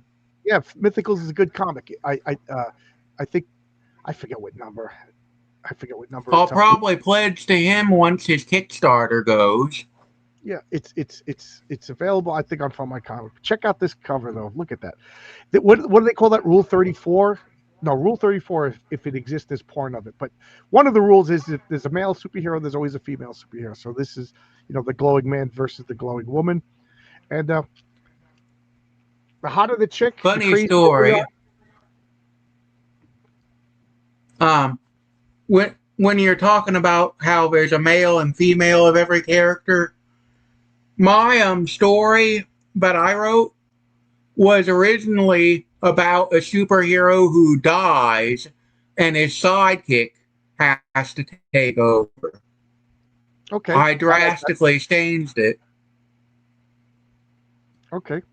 But long story short, I removed the hero character altogether and made the entire story about the sidekick. Okay. There was never a superhero. She is the superhero now. Sorry to get off topic, but I just thought that was kind of funny. Oh, and her original name was Stargirl. You stepped on a joke, so there's no need to continue with the joke. All right, so this is Dan Slott's run on the Fantastic Four, and this is right where it's going off the rails. So Dan Slott was doing really good up till issue 9, and then 10, 11, and 12. It's this must have been where like, oh, we do left wing progressivism now, and so this is 2018. So it's happening. It's happening. The Hulk will kill him unless that's a great cover though. He looks like he's got an Infinity Stone in his hand or something. It's the impact. He's hitting the Hulk so hard that it's glowing, kind of thing. This is issue 14. So this is a retelling of their origin, and I just don't like it.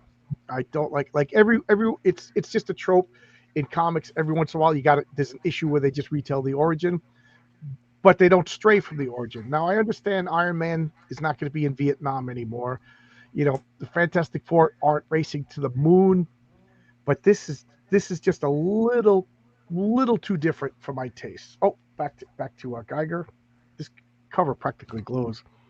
I love that. And then we got issue number 16. Look at that.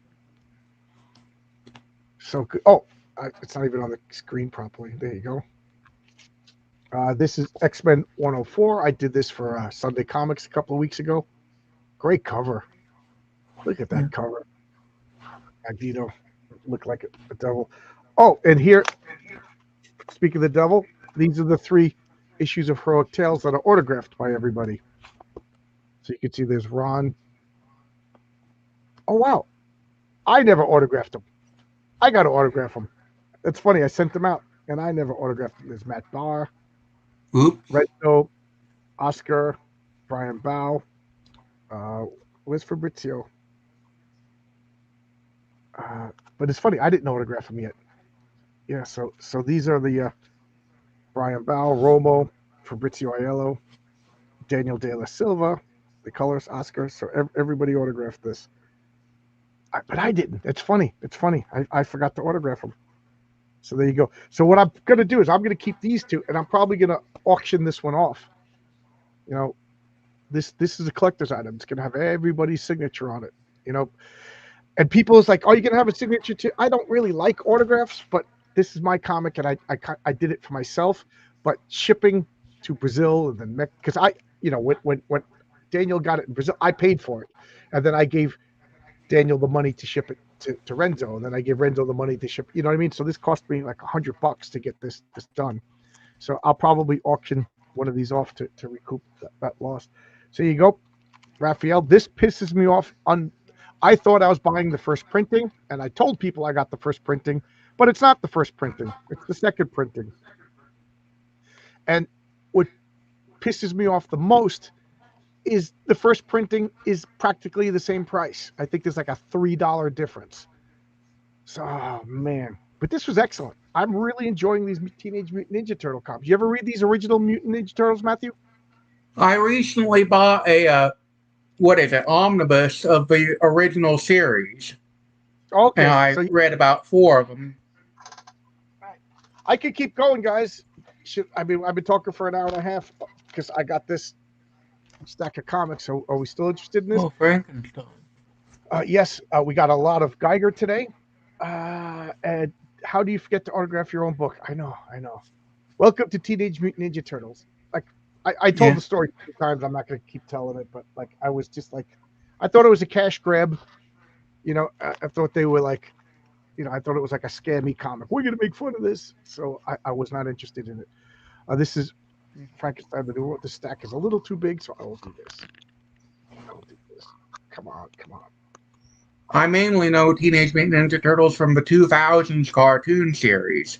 Right, that won most people over. So that's better. So this is Frankenstein the New World. This is from the world of Hellboy. Spoiler alert for people who don't read it, but the world was destroyed. Humanity was wiped out. Hellboy was killed, and now we don't know how many years later, but there's like a little remnants of humanity hiding out, and they worship this corpse, and this little girl just says something to the corpse, and the corpse wakes up, and it's Frankenstein. It's Mary Shelley's Frankenstein. It's the creature, and he is awake again. He takes this sword that was created in prehistory, and now it's post-history, and they're exploring the world, the new world. It's so good. It's so good. Look at this. These. Oh, have you ever watched or read The Last Ronin? No, that's new. I got to read the old Turtles before I get up to that. I read comic series. I actually like that. Yeah, people are really liking it. These are the it's been a while since I've done this. Hojo, if you want to pop in, anybody want to pop in, talk? Here is the link. If anybody wants to pop in the stream, talk comics with me. This is issue 3. Look at that. Inside a whale kind of thing. And these 3 these were the women that nailed that nail into Hellboy's horn to allow him to walk across the ocean. This is issue 3, first printing. So I only get the first printings of these comics. So this you've literally seen. So I've only read 1, 2, and 3, and then the Raphael one shot of the Teenage Mutant Ninja Turtles. And this was by far my least favorite issue. The first couple of pages were excellent. The last couple of pages were excellent, but the middle was just an unnecessary car chase, and it made me not like the Turtles because it was just like too many coincidences. I don't claim to be a great writer. I claim to be a writer that is progressing. So, but even I know if you base a story, it's fine to base a story on a coincidence. And I will even accept 2 coincidences, but like 3 coincidences, you're pushing it. I mean, unless your story is about coincidences, if you need too many coincidences to push the story, and that's what this was. It was obviously a filler issue, but at the beginning and the end were excellent. Master Hobo says, I wish I could pop in, but my family here is making a lot of noise. Okay, well, it's good that you still have your family around. Look at this cover. This cover is so good. This is Indiana Jones from, what year is this? Oh, it says it right on it. 1983. But this comic came out in 85 because 83 was when issue number 1 came out. But it's really good. It's a good series. It's a lot of fun. Herb Trimpe art. It's a lot of fun. And that cover is just outstanding. Who is that cover? Is that Michael Golden? Ah, wow. But that is a great cover. This is issue 25. Is that John Byrne? No. I could see his signature over here. I can't tell, but looks like John Byrne, but it's not. But the coloring kind of ruins this, right? The coloring kind of ruins this. If it was colored better, I think it would be. If it was colored better, it would be better. That's a stupid thing to say, but that's what is Tor? I think I've heard about before. Easton and Larry are coming for you. They don't care what I think. One of them's happily married to Julia Strain, and the other guy's happily counting stacks of cash. But I like issue number 1 a lot. I liked issue number 2 a lot, and I like that Raphael one shot a lot. I just didn't. So they had 1 bad issue so far out of 4. That's still 75%. Yeah. Indiana Jones had comics, yeah, from Marvel, and they're not bad. So Tor, I didn't know this. Let me put these in the correct order because that bothers me. I didn't know this, but these are reprints of a comic from the 50s of the same name, Tor. So this is Joe Kubert. Joe Kubert loves dinosaurs, and so Joe Kubert is the man. He wanted to do a DC. He wanted to do a dinosaur comic. I bet you this was cheap for DC. I think they just put a framing sequence in, and they retold some old 50s comics Tor, and they're fun. They're fun, and it's I can hear my voice starting to go. It's just the wandering caveman, with a sense of justice dispenses prehistoric justice. Now, Kind of like Primal. yeah. So it's except he's not friends with the dinosaurs. He's by himself. He meets the hot chick, saves the hot chick, and then moves on to the next town. Like he's just the common denominator is he's always moving. So he's like the wandering justice dispenser. Like look at the art is really good. Art is really good. I love this logo. So cool. Somehow this reminds me of a comic I read years ago. I don't remember what it was called. I think it was Troc or something like that. It was where these humans go into a subway and they're attacked by a giant troll that is the last of its kind and blames humans for its endangered species status. I kind of like that. I don't remember for sure, but I think it was called Troc. Or Troc or Troc. I don't remember. Something with a Q. You'd be surprised that Marvel did a lot of. If there was like a big summer blockbuster movie, odds are Marvel did an adaptation, or DC did an adaptation. Like they did, like For Your Eyes Only, the James Bond movies, all that comics. I don't know why Marvel doesn't do stuff like that, but this is my favorite of the covers. That's why I wanted to show it last. I love that big turtle. Looks like Gamera. Right, and it looks like a threat, doesn't it? Like, yeah, it just looks like a. Well, then here we got. Eric Larson. Right? Eric Larson, why you gotta piss me off, Eric Larson? Why you gotta this comic is this character whose name I forget.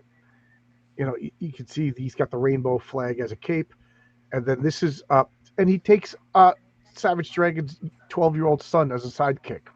That's not a good look, Eric, to have a rainbow flag guy taking a little young boy as a sidekick. And what do? They fight They fight Ice. So Ice, wait, seriously? Yeah, the government agency that they're raiding a massage parlor, and all the Chinese girls are sex slaves, and there's two supervillains that run it all, and they beat up the supervillains, and then ICE is just gonna capture and beat up these sex slave women. Like I don't know where you get your propaganda from. So Savage Dragon's son is beating up legal federal agents. Because the federal agents are just gonna kill and beat up these poor Chinese sex slaves. You know what I mean?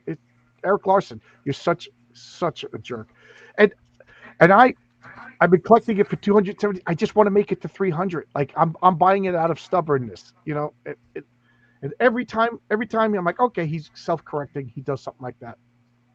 Here's another comic that I wasn't interested. I didn't hate it or anything like. Oh, terrible homage cover. Yep, look at that. Yep. What is it? Batman 25, where they introduced Robin. Eric Larson is a nut job. Yep. Eric is such a goober. You guys are absolutely right. This is first printing Larry Hama's G.I. Joe comics, Great American Hero, a real American hero rather. I never read these. I wasn't interested in military comics when these came out, so I just skipped over these, and now I'm buying them every time. Like once a month, I put in an order for back issues. I usually get like 5 at a time, depending upon the price. And I gotta say, I'm enjoying these. These are fun. This is the weakest issue so far. Seems like number 3s are weak issues because the third Ninja Turtles, but it was still really good. Still really good. To be fair, they're probably filler. Yeah, they probably thought of 2 good stories and then like scrambled for a third. This is Alterna Comics Blood Realm. Full disclosure, I have an ad coming out in I think the next batch of Alterna Comics. I feel like a debt of like I owe something to Alterna Comics, because when I started finding out about this, when I quit Marvel and I learned about this, like I bought all the I still get everything Alterna makes, and that introduced me to guys like Brian Bow and Josh Howard and Fabrizio Aiello, Ron Geronimo. So I want to. To me, it's like I just want to. Like I don't want to be with Marvel or DC anymore, but I want to have something to do with Alterna. Oh, So I saw Pete Samedi put out, like, anybody want to put in an ad? So I jumped on it. I how much is it? I PayPal'd him before I even had any. What is the word? Copy. You know what I mean? So I was like, here you go. This reserves my spot. So I got an ad in Alterna, and then what's this one about? okay, I'll get to that in a minute. And then Okay. I wrote a 2-page short story featuring the public eye. I mean, the series is called I Love a Mystery, featuring Poinsettia in the public eye. Marcus Kelligrew is finishing up. He says he probably will be finished this weekend. So that'll be good, because then I can get it colored. And it's good because it's a wordless story. And then I want to submit it to Pete Samedi and maybe get it into the next issue of It Came Out on Wednesday. His deadline is October. So, we'll make it. And that, I don't know, I just like, I'll have an ad, and then I'll have a comic, and then I'll probably put like a, check out Heroic Tales, Further Adventures of the Public Eye, blah, blah, blah, blah. Master Hobo says, I just did a King Cryptid unboxing video last month. I love Yeah, good comics. Ron Geronimo is fantastic. Since we're talking about Ron Geronimo is the creator and artist, writer of Blood Realm. He's also an art professor, and he doesn't live too far from me. So, Ron, I'm showing up at your house unsolicited in the middle of the night one of these days if you're watching. But Ron is a great guy, super knowledgeable. Geronimo Draws, I think is the name of his YouTube channel. Check it out. He does these art history lessons that, all kidding aside, it's my favorite thing on the internet. He talks about these famous art, sculptures, paintings that we've all seen. And then he talks about like them, because he's an art professor. So good. So interesting. But anyway, this is Blood Realm. So Blood Realm is a fantasy series, and what was that? Oh, all of a sudden Siri started talking to me. Knock it off. That gave me the creeps, because I know I'm in the house by myself, and all of a sudden I heard a woman's voice behind me. And unless it's Sydney Sweeney, because then my wife will be like, well, I can't get mad. It was Sydney Sweeney.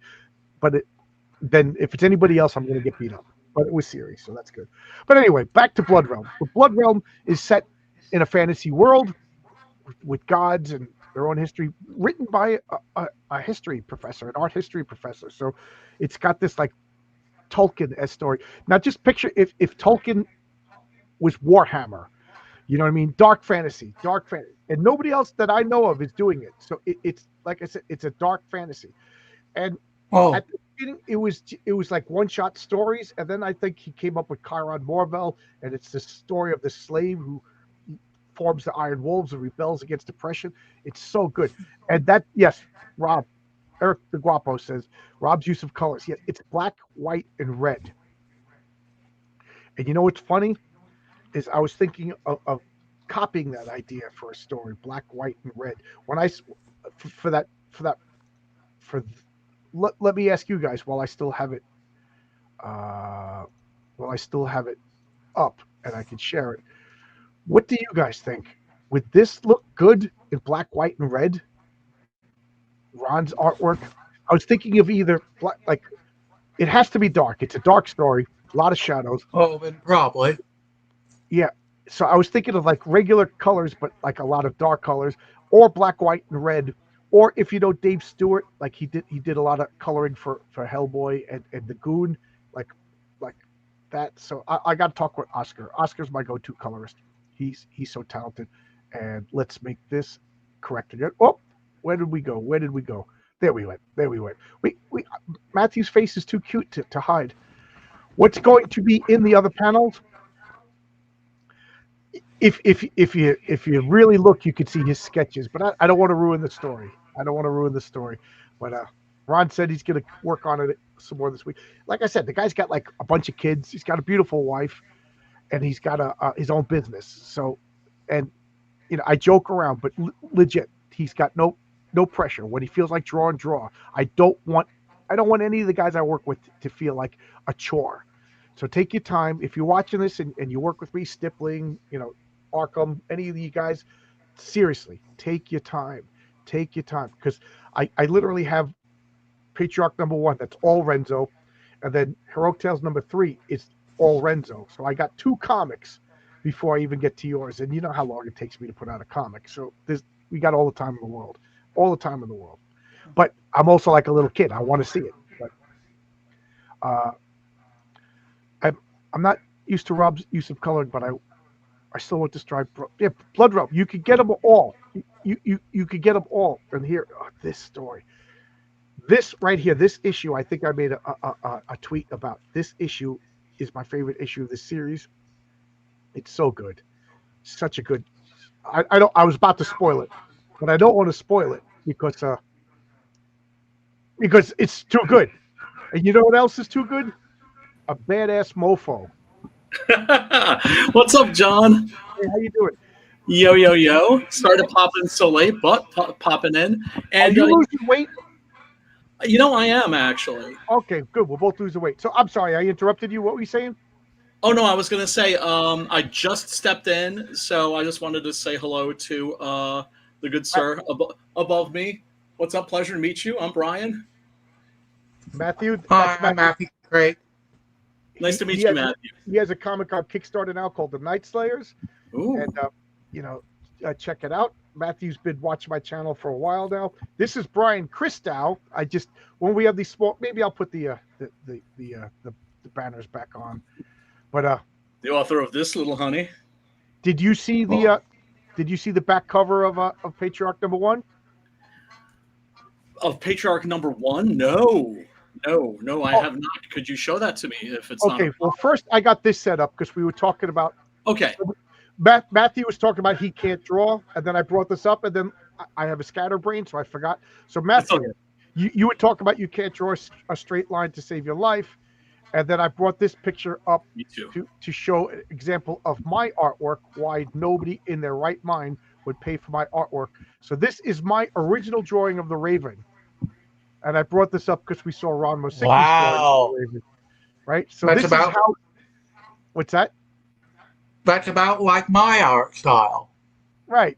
So anything I could do. Like, you clearly have read John Buscema's How to Draw Comics. Yes. So I'm for a sixth grade class of 12 kids, I would probably be the best artist in that. Unfortunately, I'm a 57-year-old man. This is the best I could draw, but it's better than me. I save all of these, and I have my scanner right here. I scan them and I put them in a file because at some point I would like to do like an art of Heroic Tales or an art of Longbox Comics, and like just show you. This is what I said, Renzo, and then Renzo does his character sketches. But like these are the notes that I give.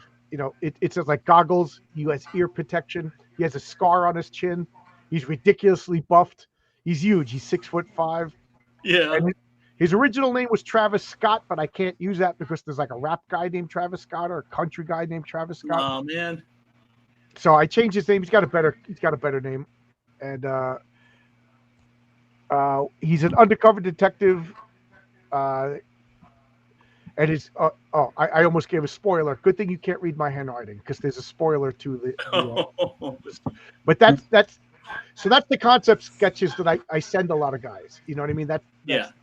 But now let's show you what I would. Let's see. So this is some behind the scenes stuff. This is like how I keep track of all my stuff. I'm trying to get more and more organized. But I think this is okay. Yeah, there we go. I showed this before when you first popped in. Do you recognize anything familiar in there? Yeah, I'm honored, sir. I am honored. Right. So this was This is the back. This is going to be the back cover to Patriarch #1. Oh wow! and I'm trying to think of some words like to put on it. You know what I mean? Like a good day at home, like family reading comic books or whatever. And so this is the Patriarch 7 children, and they're all reading comics. And yes, I know people are gonna bust my chops because the covers are on the wrong side, but whatever. So you're right front and center. Paul, the 19-year-old, is reading Six Gun Gorilla. So yes, spoiler alert. Brian Christow is the writer of Six Gun Gorilla, which is a phenomenal comic. You're too kind, sir. You're too kind. So, like I said, I'm not a jealous guy. You know, I don't know why. I'm probably going to get myself in trouble saying this again, but you know, I think I'm a living example of grab and ore. I'm paying for this. You know, nobody's chipping in for this. I did this out of my own pocket, and I think it's important. I want other people. So I got Fabrizio Aiello's Horace H. Hoover down there. I got Kneel Before Doomface, Aaron Sparrow. Saving the World by Tonic Bowl. And I got a Punchline by Bill Williams. And then I got Oscar's comic. The only thing I'm mad is maybe we could throw in just like a couple of comics on the table because I don't have Vaughn's Phenomenova. And you know, there's only 9 covers that I can make. But now I'm starting to think I could have just had some comics on the table. And then if you notice, Courtney, the oldest daughter, she has a Fund My Comic T-shirt on. I was going to point that out. Yeah. So I sent this to Luke with blanks for the covers. If he wants to, you know, if we don't help each other, we don't help. You know what I mean? Like. Yep. Yeah. Yep. Absolutely. You should make a print of that or a book. Well, this or my horrible drawing. Like if anybody wants my horrible drawing, I'll sell it to you for $600. Oh, I should show you my original Six Gun Gorilla sketch. It's not pretty. Drawing is a varied cover. Dang, kids today with their right to left reading manga. I know. Does Fund My Comic actually have a T-shirt? I don't know. That's a good question. You'll have to ask Luke. Yeah, we need some FMC merch. So, like I said, Luke right now he's drawing the Sleeper Agent, and he's also doing, you know, I forget what it's called, but he's making the letters page. Like I sent them the letters, I sent them the logo, and you know, he's making it look like a Marvel letters page. And then one of the things in the letters page, I talk about, like, you know, thanks to Brian Christow, you know, you could pick up Six Gun Gorilla on Fund My Comic. You could pick up Horace H. Hoover over at, you know, at Fabrizio's Wolf and Batsy up there in the corner. So these are all my buddies, and if they sell better than me, good. If I sell better than them, then I feel bad for them. You know what I mean? Yeah. I don't have a competitive bone in my body. I do have a competitive bone in my body. Like I want to sell more. Yes. But it's like a friendly competitive. You know what I mean? Like, you know what I mean? Like Brian, I want to sell more than Six Gun Gorilla. I have to sell more than Six Gun Gorilla. But if I don't hate you. You're not a threat to me. No. There's enough money in America. There's enough weirdos who like comics. Yes. You know, Matthew got 11 sales on his comic. That doesn't mean I got 11 less sales on my comic. Thank you. Exactly. Your competitor's success is not to your detriment. Oh, right? There you go. How about we do a variant cover of my horrible drawing of the Patriarch battling your horrible drawing of Six Gun Gorilla, and we put like It's Clobbering Time, because we did that It's Clobbering Time once. Yeah, we did. And Six Gun unfortunately did not fare too well. We all agreed. I felt bad, but I'm trying to be consistent. Keeping it real, you know. Right? I mean, the Patriarch is super powerful. He's Superman-esque. Well, he's probably I purposely when you read Patriarch #1, you're going to see he's been kind of living a lie. I know, it's awesome. Did you read it? Did I send you the script? Of course. Okay. Really clever. Yeah, I thought it was because he's very Superman-esque, and he does have superpowers. He just doesn't have the superpowers that people think he has. Right. He's telekinetic, but because of his false origin, he acts like Superman. Right. So he's not really punching through like a bank vault door. He's he's punching through it with his mind, not his Right. fist. Right. And But it he's not looks like he's using bulletproof. his fist. And if by the time we meet the patriarch, it's been 25 years, and it's not that he's getting sloppy, but he's realizing if he uses his powers in the correct way, he's more efficient, and he's kind of tired. You'll see, but he's kind of chomping at the bit because he's a good person. A lie is a lie is a lie, even though he understands the reason why the government's making him lie. Yep. It's enough's enough, and then something happens where he's like, I'm done. And the funny thing is, I have a story that's super dark because now the patriarch doesn't have government sponsorship anymore. You know what I mean? I'm like, I don't know if I even want to do this story, but it's so dark because but I don't want to spoil it. But anyway, you see that cat in the background? Yeah. It's funny because when Renzo originally drew this, he put another girl sitting there. Uh-huh. And I'm like, the patriarch has 7 kids, not 8. And, and she looked slightly different than all the rest. So Renzo's like, oh, let me remove it. And I'm like, oh yeah. And then I said, put a cat there instead. And okay. And now I can't help but wonder what happened to that girl.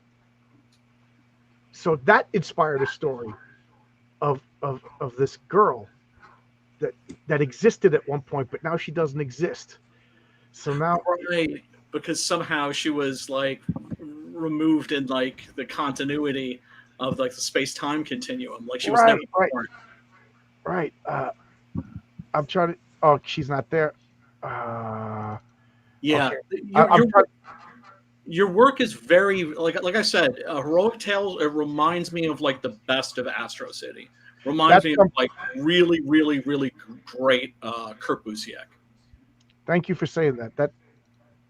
No, I mean I just call him like I see him. And Kurt Busiek, is a massive a-hole, and he has TDS and all that stuff.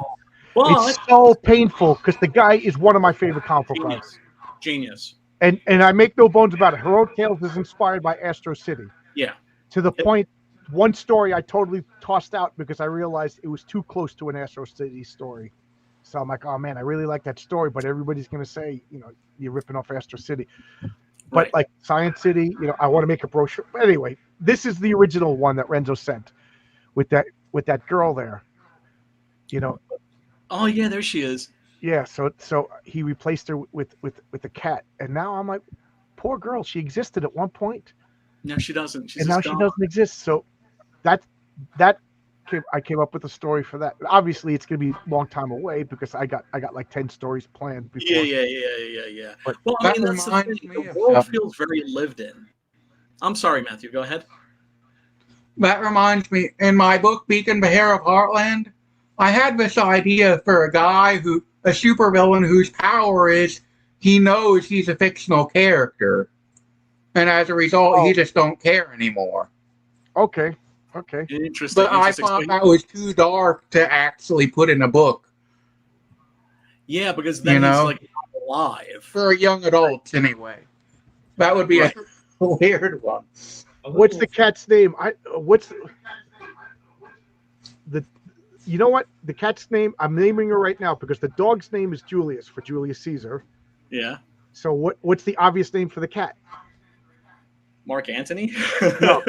Cleopatra. So the cat's name is Cleo. Brutus. No, the cat don't kill. The cat don't kill the dog. So it's a female cat named Cleopatra.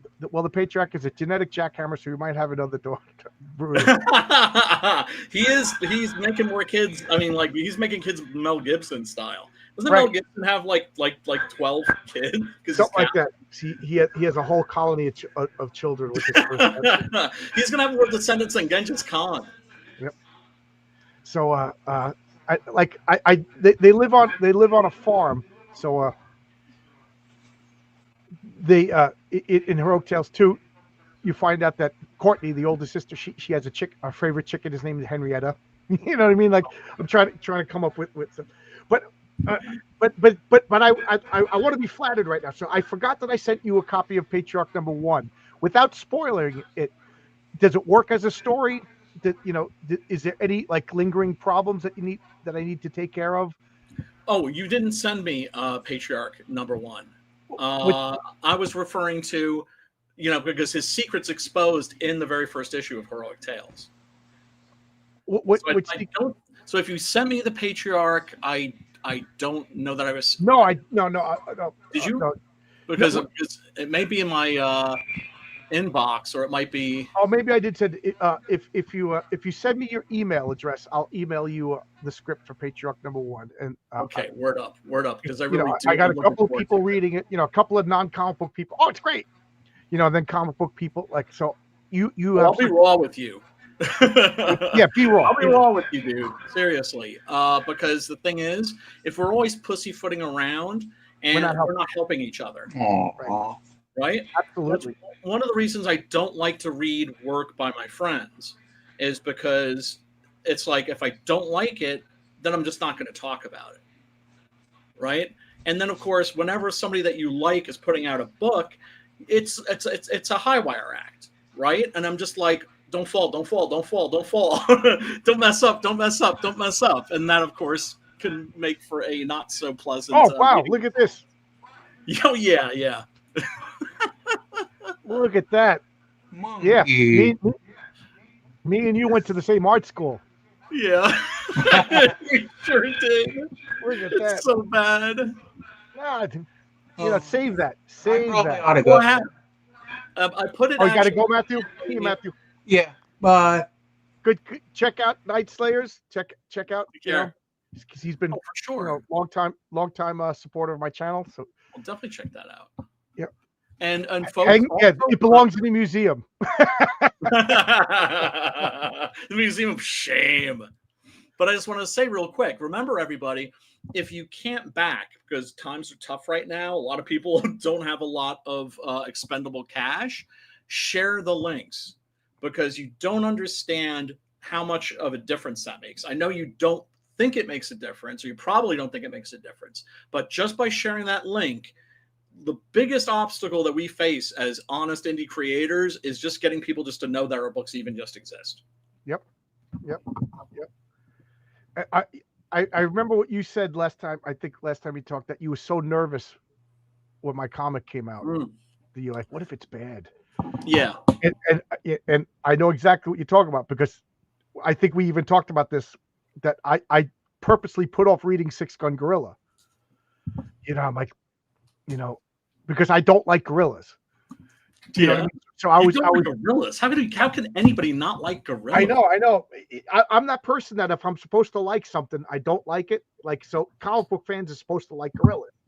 You know what I mean? So I was like, Mighty Joe Young, King Kong. I do like King Kong. I do like Mighty Joe Young, but like when I see a gorilla on the cover of a comic book, I'm like, oh man, they're just trying to get me to buy this. This isn't going to be a good story. Right.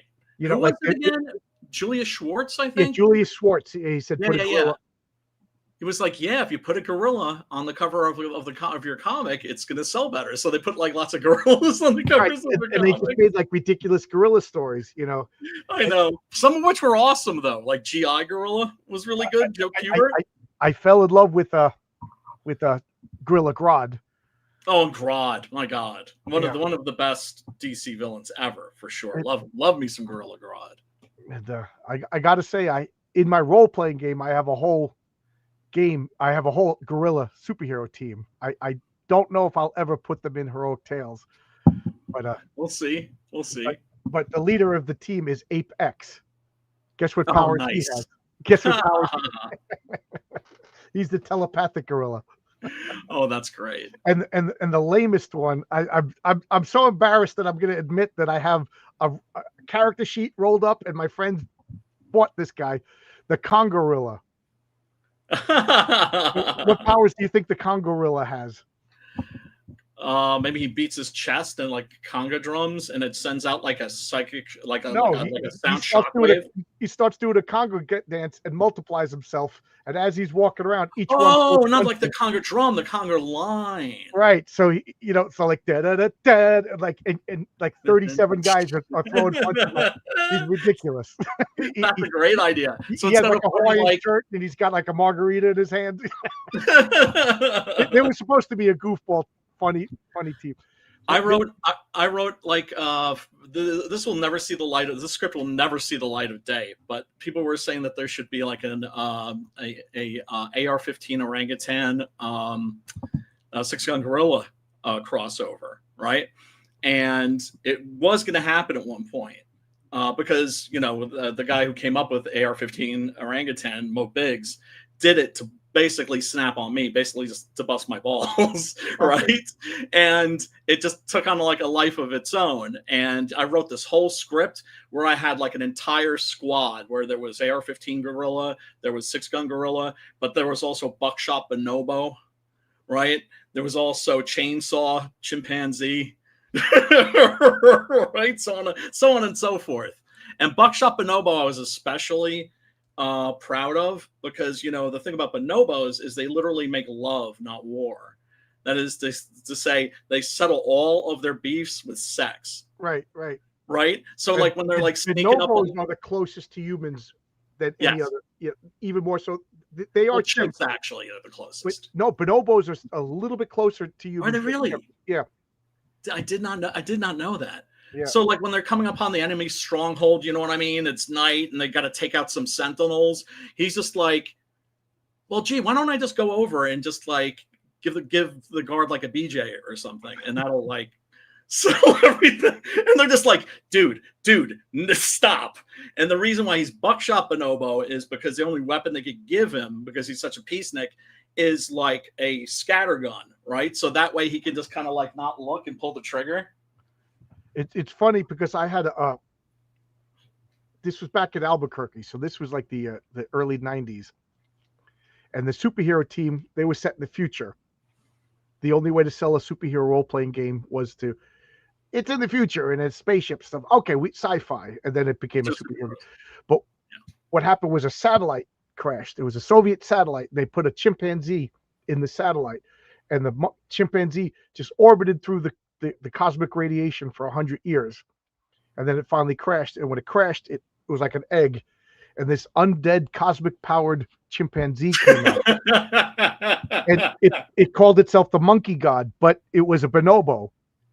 So it was using its cosmic powers to make everybody was just screwing, like orgying. Yeah, so there was just like this cosmic, like everywhere it went, the whole city was just the massive orgy. So of course the government's like, we can't have this. So they were just like, and they're like, no, man, you just got to follow the bonobo way. Right. That became like a catchphrase among those guys for the bonobo way. And here's the funny thing: 2 or 3 months after that adventure, there was a Vertigo comics called Minx, and guess what the plot of that comic was? No. The satellite comes down, and an undead, cosmically powered Soviet monkey. It didn't cause everybody to have an orgy, but it was a rampaging. I was like, and because I was joking that the comic book people are bugging me and stealing my ideas. And when that comic finally came out, I remember laying on my bed reading it, and then I ran out. They're all playing Warhammer, and I was like, look, and they were just like, yeah, I totally believe you now. We got to clean this place out for bugs. Well, sometimes there is this thing like in Hollywood, it's called parallel development, right? Where different people come out with the same idea at the same time, because there's just something in the psychic ether. There's something in the zeitgeist, right? That just kind of like, I mean, that's the crazy thing about Six Gun Gorilla. There was another Six Gun Gorilla comic that came out at the exact same time, the same month.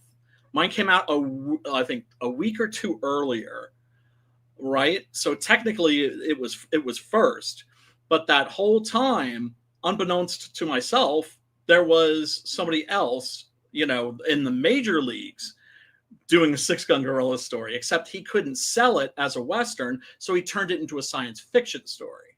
Okay. Right? Because at that time, Westerns weren't selling, and you know how it is. It's the same thing with Hollywood. Horror isn't selling, so we're not making horror movies, right? It's like, yeah, well, becomes a self-fulfilling prophecy, right? Right now, the Western comic is making a huge comeback. Yeah, maybe they weren't selling because they weren't any good. Make a good horror movie. Maybe it'll sell. Yeah, and the Cy Spurrier, I had nothing, when I found out about it, I sent him a message. I was just like, dude, like this sucks for both of us. I realize that, right? So I actually changed the name of my book to Six Gun Gorilla: Long Days of Vengeance, specifically so that it would be differentiated. But still, no publisher would look at it, and Comixology refused to print it until exactly 1 year later. Wow. Exactly 1 year. Why was that? So here's another story. Like to the day. This is 2005. Me and my friends are playing a role-playing game, and I can't really explain this story without, but the nature of my universe is God exists in the exact center, and God is all radiance and light, and our universe is a circle around God, and that's why God could be everywhere, because he's just a dot. You know what I mean? So wherever you look, so that's why heaven is, we feel that it's up, because we are on the inside of the circle. Now, that implies there's the outside of the circle. So hell is beyond the circle. And when I say the circle, that's the material plane, a lot of D&D. Right. So, So there's this dimension, all the alternate Earths, you know, there is a multiverse in my world, but they're all different. And that's beyond the right. But anyway, if you were to somehow travel to the outside, you're underneath. You're you're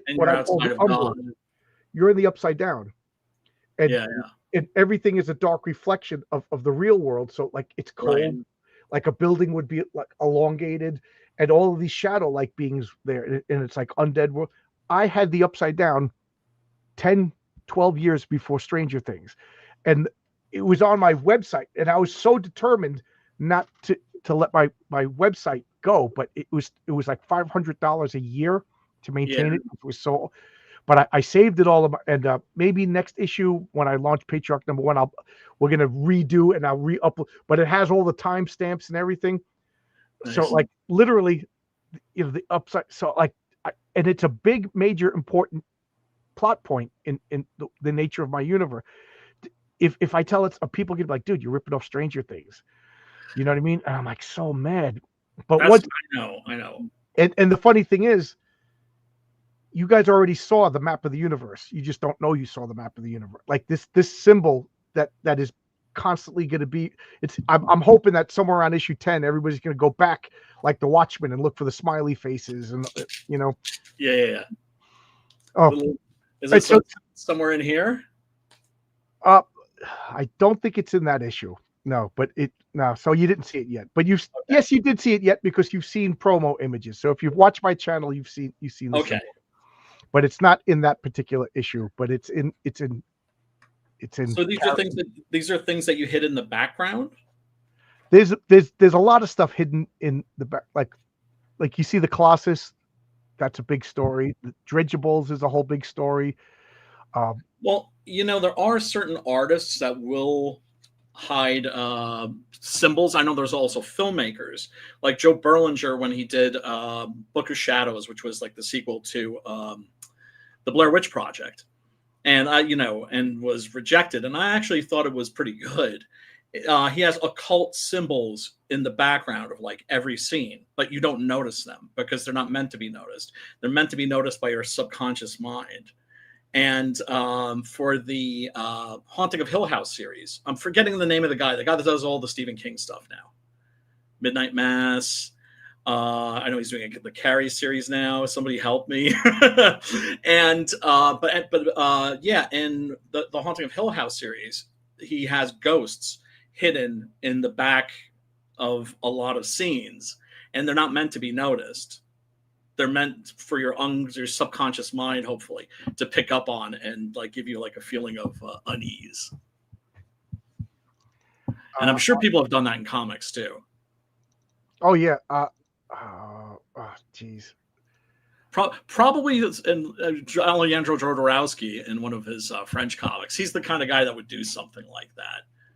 And if you haven't read Maida Barons, have you read Maida Barons? Yeah, I love Maida Barons. Is awesome. Amazing, right? Yeah, that's the thing. It's like America has discovered Japanese comics. It needs to discover French comics. I agree. Because I think that the people that want to go the manga route, it's just like it's never going to work because the kids that are buying manga, they want it because it's Japanese. They don't want American manga. So what we should be doing is we should just be upping our game and doing what the French are doing, which is to say, like you were talking about, giving your artist a lot of time. Now that has come back to bite me on the behind many times. However, I still believe in that approach. That you know, I'll take it. Good is better than fast, right? I'd rather have it awesome than quick. Like Jimmy Sangster, the guy that wrote like the screenplays for like the Hammer horror movies. The title of his autobiography was "Do you want it good or on Tuesday?" Right? You can't get both, and I'd rather have it awesome, right? But yeah, that did come back to bite me on the behind on a couple of occasions. Now I forget what my point was, but I'm mad because I was going to show the one of the Hello. places where you could say, hey Tim, what up, Tim? how you doing? How's it going? Tim's got a comic called Melvin, and Yes, He knows. does. Yep. but Dupe. Yep. And of course, Zed Odysseus, part of it will be featured in Flip City magazine. oh cool. So that's a good kind of promo thing. Oh, so Colored. Not I want to just black finish and the part that I was saying before. So I didn't read. I kept putting off Six Gun Gorilla because I'm like, until I read it, it's a good comic. But once I read it, it's going to be a bad comic. And then Right. and then I got to talk to this guy. I know. And either pretend I like it or tell him it sucks. And then I read it, and I sat here in this chair. I opened it up, and I very rarely read everything in one sitting because it's 6 issues, and I'm a very slow reader. I stayed Me up and read the whole thing in one sitting. It was Oh, excellent. He took a Yeah. what was it, a character that was in the public domain and made it his own. Right? Yeah. Yes. Yeah. Well, I tried to do, you know. And the thing that's crazy is that the original story wasn't available when I wrote the script. That's And what I heard. yeah, so everything is original except the title, right? And the idea of like a gorilla in the Old West, right? Because it was never Awesome. reprinted. Yeah. It was never reprinted. But then there were 2 copies, and both were under lock and key in a museum in London. But there's a scholar of pulp fiction, I forget his name right now, unfortunately. He's written several books on the subject of pulp heroes. He went to the museum and said, hey, can I scan it? And the folks there evidently were very friendly and said, yeah, absolutely. So he scanned the original Six Gun Gorilla story, and you can find it online as a free PDF. Cool. Yeah. And So, it was but you- interesting reading it. But you have a new book coming out, right? Well, I got the new Six Gun. The files are done. I'm hoping to fulfill on that, like literally in like a month. Hopefully, if everything goes right. I got the 6 a.m. stickers ready. I got Dope. Yeah. Well, the thing is, it's just like I did a 6 a.m. sticker before, but it was a small sticker. Here, look at this shit. This is just kind of not right. There's the original 6 Gun sticker. That's still kind of cool. Oh, it's That's bigger. the new one. Yeah. What was I doing? See, I didn't know the sticker was going to be that small. And who wants a Right. small sticker of a gorilla? Yeah, no one. Now this Matt, was it this new book that's coming out soon? You're working on it. Was it Mad something? Mad Dog Morgan. Yeah. Yeah. That's the publisher. Unfortunately, wanted a title change. It was originally Blood Moon Stomp, which I still think is a better title, but whatever. It's How it's Rob okay. Zombie. It's something that I wrote for my boy Adam Lawson, you know, who's just killing it right now. He got in touch with me. I had written he read a screenplay that I wrote that I wanted to adapt into comic book form. I still want to, called Tequila Moonrise, and it's all about basically Mexican wrestlers, you know, luchadors fighting monsters, because in Mexico, I don't know if you guys have ever seen these, but it's actual genre, Mexican horror wrestling. Oh, Yeah, there was. if you were watching earlier, I was showing the comics. Rob Zombie did a cartoon like that. Were you really? Yeah, That's Oscar awesome. I'll find them. Didn't Rob Zombie do a sweet. cartoon like that? I'm sorry? Didn't Rob Zombie do a cartoon like that? Yes. Something El Super Bisto. I haven't seen it. I can't stand Rob Zombie. But anyway, there was no way I was selling that screenplay because cultural appropriation. Oh hell yeah. Yeah, Oscar, Santa was my boy. My boy. I sent a couple of copies of Heroic Tales all over North and South America to get everybody who had anything to do with it to sign the cover. That's and awesome. the funny thing is, I never signed it. So Oh, shit. It's not too late. I did have a question. You were saying something about like, do you want it done?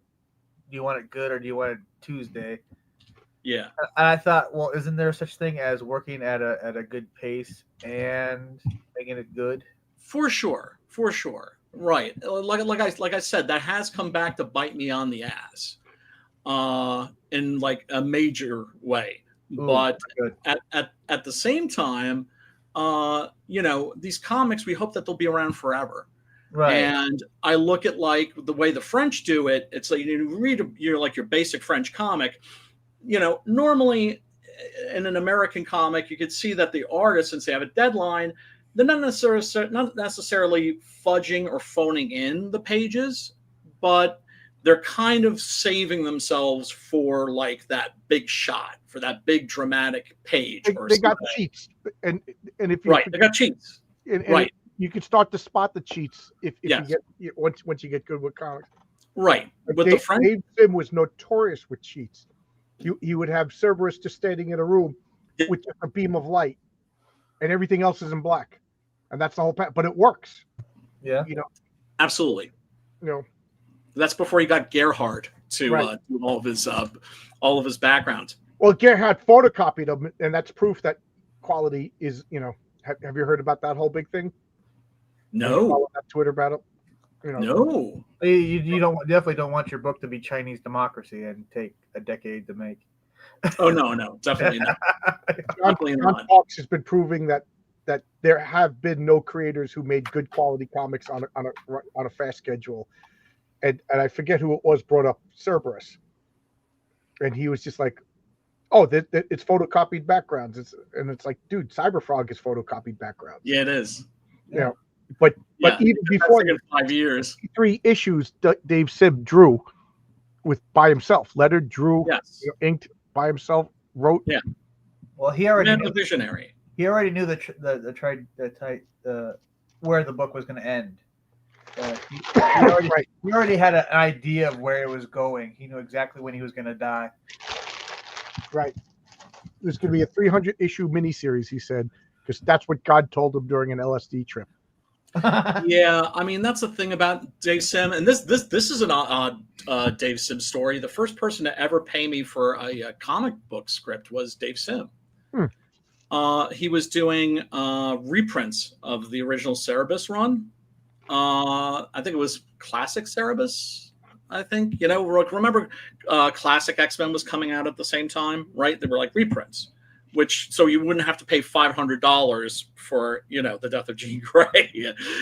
So I didn't have a problem with it. But what he was doing was he was saving the back like 3 or 4 pages, or one single page, I think it was. Now that I think of it, for new artists, and he was just telling people, "Hey, send me your shit, and if I like it, it goes in the comic."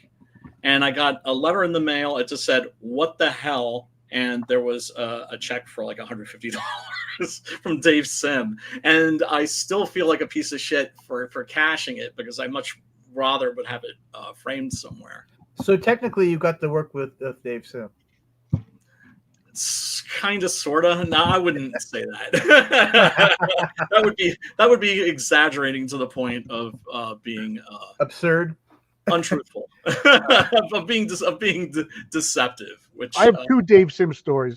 When I was a kid, my comic book store was the Incredible Pulp. Before I worked there, Oh I wow. was a chubby little comic book collector in junior high school, and they had Dave Sim in an in-house appearance, signing Nice. copies of Cerebus, and I went, got copy of Cerebus. You know, it's not for freaking 12-year-old kids. You know, that's like pretty heady, but it was Dave Sim's first comic book store appearance, and it was in Baldwin, Long Island, my comic book store, and I didn't know it at the time, but they took pictures, and if you go to Dave Sim's website, you can see 12-year-old me standing there waiting patiently for a comic book that I probably still haven't Oh read. wow.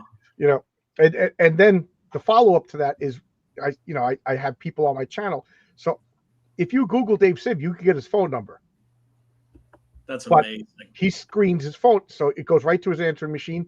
And I was like, okay, that was a waste of time. I Googled Dave Sim, got his legit phone number, called him up cold, explained who I was, what I did, whatever. 3 days later, he calls me up. Hi, John, this is Dave Sim. I'm like, what? And he was like, oh, I don't want to come on people's channels, but if and we just talked, and I told him that story. He was like, oh man. So he like sent me a link to those pictures, and I still haven't done it. I just realized I'm a jerk. He wanted to know the names of the people in that, just so he could, just put names to a memory. Oh, that's sweet. Wow. And we talked for like 2 hours, and then, said goodbye, conversation, and then he calls me back. We spent a week back and forth talking to each other. Just Wow. great conversation. A week with Dave Sim, but he's just like, but I'm not coming on your channel. It's not Right. we got Right, along. right. Yeah, but that's how cool is that? I got it's this. extremely cool. It's extremely cool. I Same bet thing you with can't Larry do that Lieber. now, though. I bet you can't do that now, though. Well, you can still call him up, whether it, but it's going to go to an answering machine. Whether or not he calls you back, he has control over that, Right. Yeah.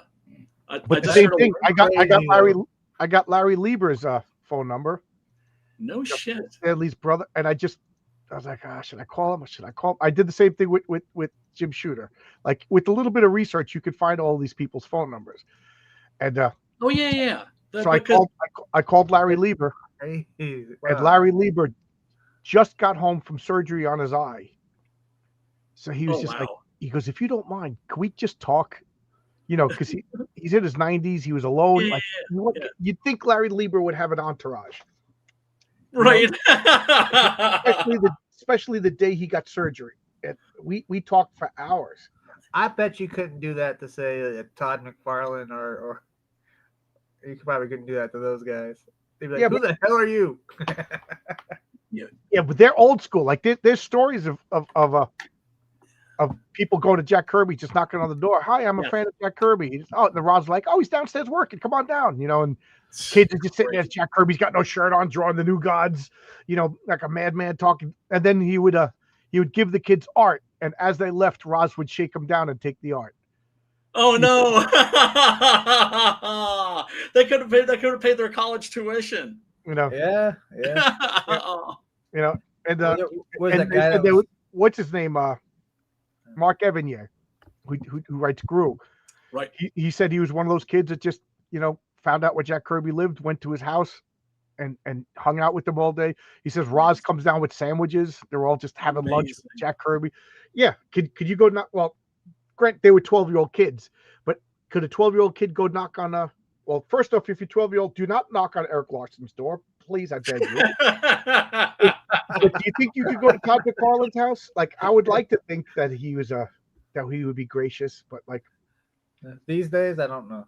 Right, yeah. And also, there's that understandable fear of, like Stephen King, with Misery, like sometimes the scariest thing that you could say to somebody that's famous is, "I'm your biggest fan." Well, yeah. Well, David Chapman was John and then Lennon. You break their kneecaps, like a good person would. Yep. Yeah, so there's that understandable fear, and people have, or deserve their privacy. But yeah, no, I mean, I know people too. Like I grew up with a guy who got to hang out with Herb Trimpe and watch him draw Hulk comics, because like he had family in Florida that lived like right next door. and he was like happy to talk to him and show him, you know, the whole comic he was drawing and everything. And yeah, these guys were more accessible, because you have to remember, comics at that time still weren't being taken seriously. I mean, they really weren't being taken seriously as art, and these people were not being taken seriously as artists. Now, if you go to France, they're like freaking rock stars. They're like treated like actual artists. I mean, imagine that, right? I told you my coworker's next door neighbor was John Romita Sr. Oh my God. Yeah, and you know, we're working and we're talking about comics. He goes, "Oh yeah, I forgot you like comics. Do you know who John Romita Sr. is?" I'm like, "Oh, yeah, of course I know who he is." He goes, "Oh, he's my next door neighbor." I was like, "What? What?" You know, that's crazy. so he's like, "You want to meet him?" I was like, "Of course I want to meet him." Yeah. So, you know, but I also didn't want to be a pest. So, you know, finally he set it up, and we went to his house, and you know, it was perfect situation because you know, Pete is the nice guy that helps the old man take in his garbage cans and shovels his snow and stuff like that. So he's like, "Oh yeah, oh, this is your buddy from work." So we sat all day long, had lunch, you know, just talked about comics. You know, he took my Spider-Man 39 and he autographed it, you know. And he's giving me Frank Sinatra records, and I'm like, I'm not taking anything, you know what I mean? Like, he's like, I don't listen to records anymore. You like Frank Sinatra? That's sweet. I'm not taking. But here's the funny thing is, I show up with like a binder with Spider-Man 39 in it, you know, the first John Romita Sr. comic, Spider-Man. It's like $1,000 comic. So I hand it to him, and he rolls it up like Six Gun Gorilla in his hand and walks using his knuckles to support himself as he gets to his. And I'm like, "Oh God, I can't yell at Romita. You don't wrinkle up my freaking comic book. What the hell's wrong?" You know what I mean? I can't. And he does the old school thing. He opens it up and he signs the inside, the bottom underneath the indicia, hands it back to me. And as he's talking to me, I'm like looking to see if he put any creases or anything. And you know, I'm such an asshole. No, you're just passionate about comics. That's all. And I this was way before I had my channel. I wish I could have recorded that. Oh man. But I'm glad I didn't, because he would have got canceled for the things that he was saying. Oh my God. About modern Marvel. Oh well, here's the thing too. It's like my friend Sim. I'm actually looking for his book because I should give him a quick plug.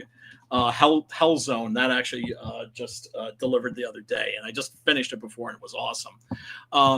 He was at an exhibit for, you know, Jean Giraud, Mobius, right? Yeah. Right. It was a big thing for him, right? It was like a big exhibit. And so he's there and he's looking at like the artwork, and this guy comes up to him and he's just like, "So what do you think?" And he's just like, "Oh, well, you know, I mean, come on, look at the line work and the cross hatching and blah, blah, blah, blah, blah," right? Just artist talk, right? And like, you know, there's the guy's like a modern master. And he was like, "Really? Huh? Okay. All right. Hey, nice to meet you. Nice to meet you." They shake hands and the guy walks away, and then Sim's friend comes up and he goes, "Guess who you were just talking to?" It was Mobius. Oh wow. And he was just like he felt like, "Oh my God, I just missed my opportunity to like tell him how much of a fan I become was." best friends. I could have become best friends with Mobius. You know, that's well, yeah, but here's the thing. He had the better encounter because he met just like the guy, right?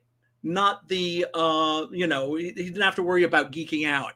And also, you know, the fact that they were talking artist to artist, and the fact that he was just like looking at his own work and was just like, "Is this any good?" Right? It shows you like, damn, the guy was a modern master, but he still had a little. He was humble and normal. Listening to you're criticizing his work to his face. You know what I mean? Yeah. Fortunately, he was all saying like great shit. Like, I mean, come on, guys. He probably didn't want him kissing his ass either. You know, what's worse than somebody just like kissing your ass? You don't even know who they are. Yeah, I mean, look, there's a line. There's brown nosing, that's to get something you want, and then there's just lathering up somebody's balls and just being like, "I'm sorry, I'm gonna geek out. I'm like, I can't. Your shit's the shit." First off, I'm an Irish Italian Catholic from New York, don't compliment me, please. You know, complimenting means that you want something from me. You know what I mean? Oh God. Only my wife can compliment me, and that happens once in a blue moon. No. The only comparable story I have to that is so I'm working at City Field as an electrician, Yeah. and the Zach Brown band is performing. I literally never heard of the Zach Brown band before I got that assignment. So I'm like, all right, the Zach Brown band. What are they? They're like a country rock band. And I'm like, okay, that's cool. Because before that was Beyonce, and that was torture. Oh my God, I can imagine. So now I'm we're wiring up the speakers, we're wiring up the lights, stuff like that. And now we're all done. But God forbid power goes out during a concert. You know what I mean? So we're basically on standby, and most of the time we're just getting a free concert. You know what I mean? Because we're professionals. Nothing really happens. Yeah. It's your shop. So I'm just sitting there, and one of the Zach Brown guitarist is tuning up, playing his guitar, and he's, playing songs and doing scales and stuff like that. And I'm just watching in awe. I can't play any musical instrument. So I'm just like, and there's a guy right over here, and I'm just leaning on, backstage, just watching this guy. I could reach out and touch this guy. That's how close I'm watching him play the guitar. And this guy's right over here. And I'm just like, amazing. And the guy goes, yeah, it is. And I'm like, yeah. I said, that is a gift from God to be able to make music like that, to play like that so effortlessly. I said, that is just, this guy's been touched by God, and he goes, yeah, but don't discount hard work and practice. Sure. I said, oh, of course. I said, but it doesn't matter how much I practice. I would never be that good. He goes, don't sell yourself short. I'm like, yeah. So we're just talking about music. I'm like, yeah, this song, we're just having a conversation about music. Yeah. And then I look over my shoulder. The shop steward is like this. I'm like, what's going on? So I was like, yeah, so I'm thinking, okay, I gotta leave. I got something to do, whatever. So I'm like, all right, I gotta go. He goes, hey, what's your name? I'm like, my name's John. He's like, I'm Zach. And I'm like, you're Zach? I didn't know the band. He's like, yeah, oh, cool. Great conversation, buddy. I said, good luck tonight. He goes, like, but he was as nice. Yeah. And I had no idea who he was. It was obvious I had no idea who he was. Humility. Yeah. And we had a great conversation about music. He was so cool to the point I went and searched out his music. You know what I mean? Because he was so, like, when Beyonce was there, literally, the only good thing about it is we got a day's pay with no work, because nobody was allowed in City Field while Beyonce was there. She was scoping out what she wanted, and God forbid she made eye contact with a peasant. Oh, I can imagine. So, obviously, you don't look someone like that in the eye. So everybody had to stay home. Yeah, so how dare you look me in the eye? I got a day's pay, like all the office workers, all the groundskeepers, all the, whatever job you did in order, so City Field ate a day's pay of every employee, because, Beyonce wanted to walk around, without meeting the common man. Whereas Zach Brown is fucking right here. You know what I mean? Oh man, I would be fired for sure, because I don't like people treating me like I'm. Well, we weren't there. Well, it's like, and the thing is it doesn't take much effort to not be an asshole. It really doesn't. And I used to work in the mental health field and worked with people that had real problems. I mean, like, schizophrenia, victims of like the most horrific, like, childhood abuse, like SA by like family. Right. They still managed to be nice. They still managed to be nice people, even though that they had like schizophrenia and had been through the worst shit. And then you think to yourself, wow, like, you've been so blessed and so damn lucky, and you can't just try not to be an a-hole. Right? It's the lack of trying. If somebody's naturally an a-hole, I get it. It's a personality disorder, but you can at least try not to be one. But another one, this wasn't me. Especially if they're entitled. Yup. Like a motherfucker. A buddy of mine was working, and I can't remember, it was a talk show, but they have electricians there too, so he's there doing the electrical work. And David Bowie was the guest that day, and he's all excited because he's a big David Bowie fan. Yeah. And then the guy comes around, Mr. Bowie will be here. Don't look at him. Don't talk to him. Don't make eye contact. It's like, oh, what the? God. I am So so glad Bowie's Steve Jones ripped him off. So Bowie's walking around like, and he's like, I gotta, I can't get in trouble. I can't get in trouble. You know what I mean? So he's on his coffee break and he's out in the back. So you go out the back door, there's dumpsters, and he's sitting on the curb and he's just drinking a cup of coffee, smoking a cigarette. And the door opens and Bowie comes out. Oh God. And he's just like, oh no, what do I do? What do I do? Yeah. Like he wants to talk to him, but he doesn't want to get. And Bowie just goes, hey, listen, I didn't tell anybody not to talk to me. I didn't tell anybody this. He goes, they started saying it. He goes, and right now, I would really like a cigarette.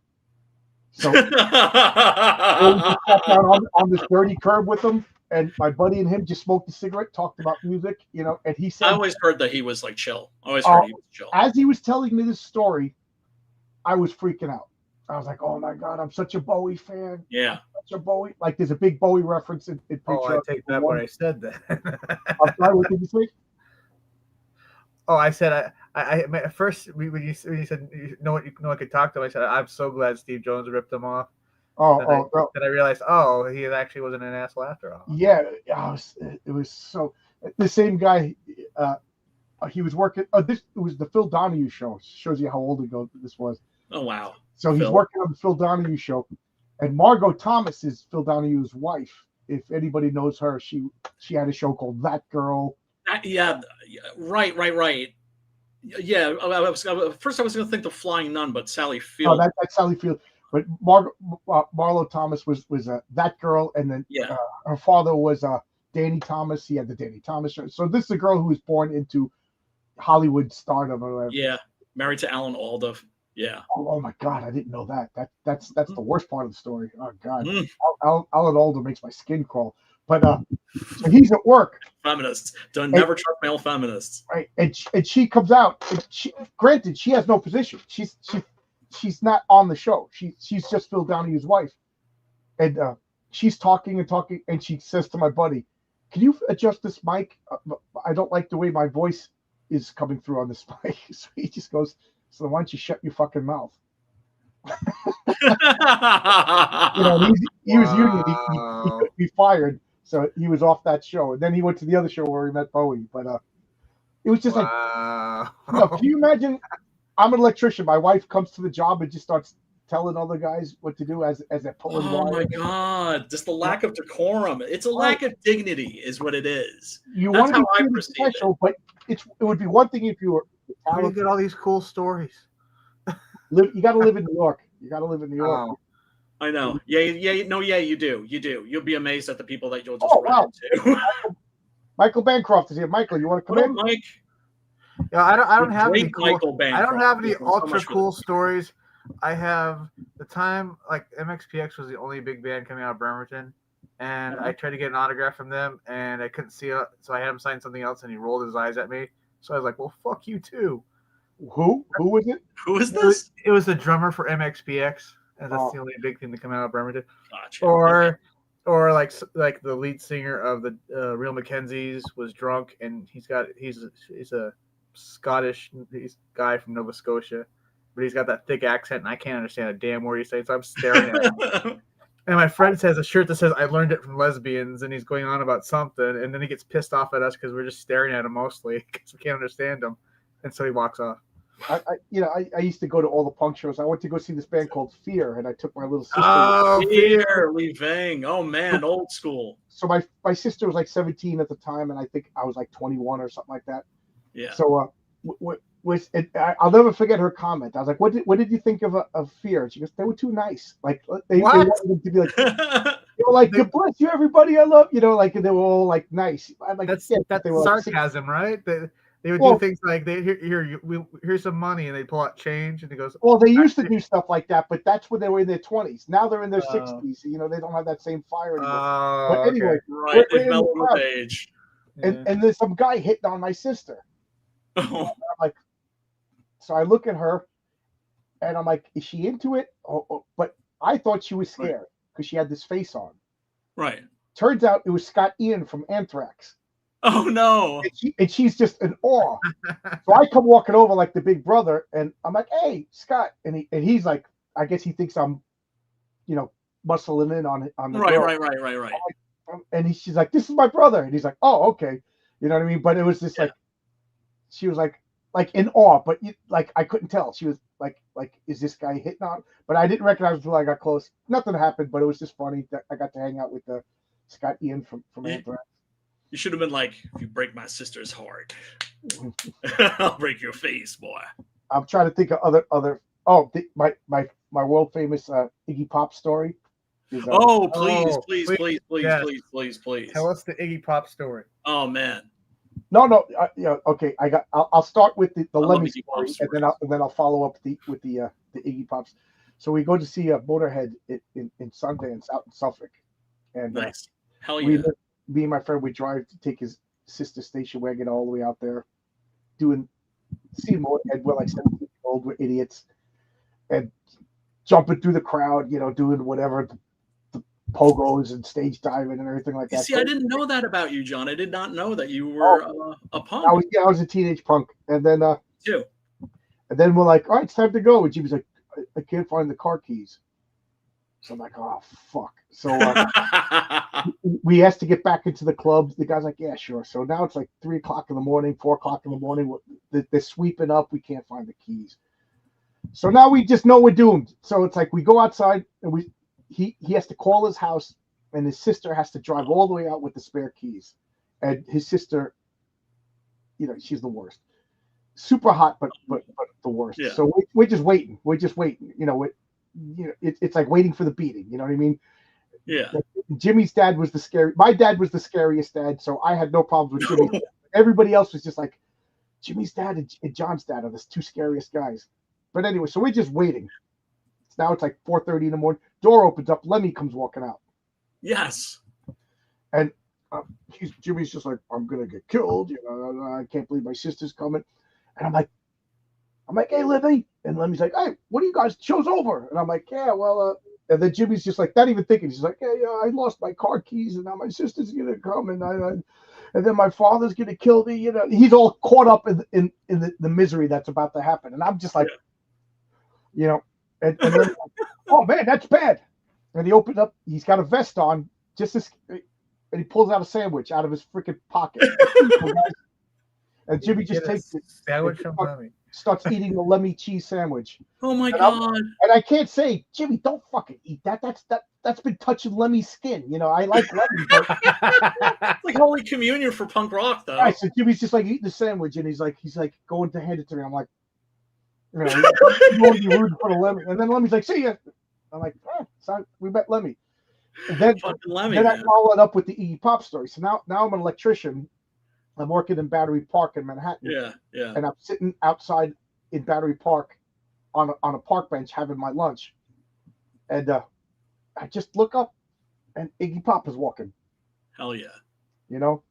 And he's sitting there, he's just eating a sandwich. And I go, hey, Iggy, how you doing? And he goes, I'm eating a sandwich. But not like he's just, how you doing? I'm eating a sandwich. Like, isn't this great? I'm eating a sandwich. And I'm like, you rule, Iggy. And he goes, thank you. And just keeps on walking.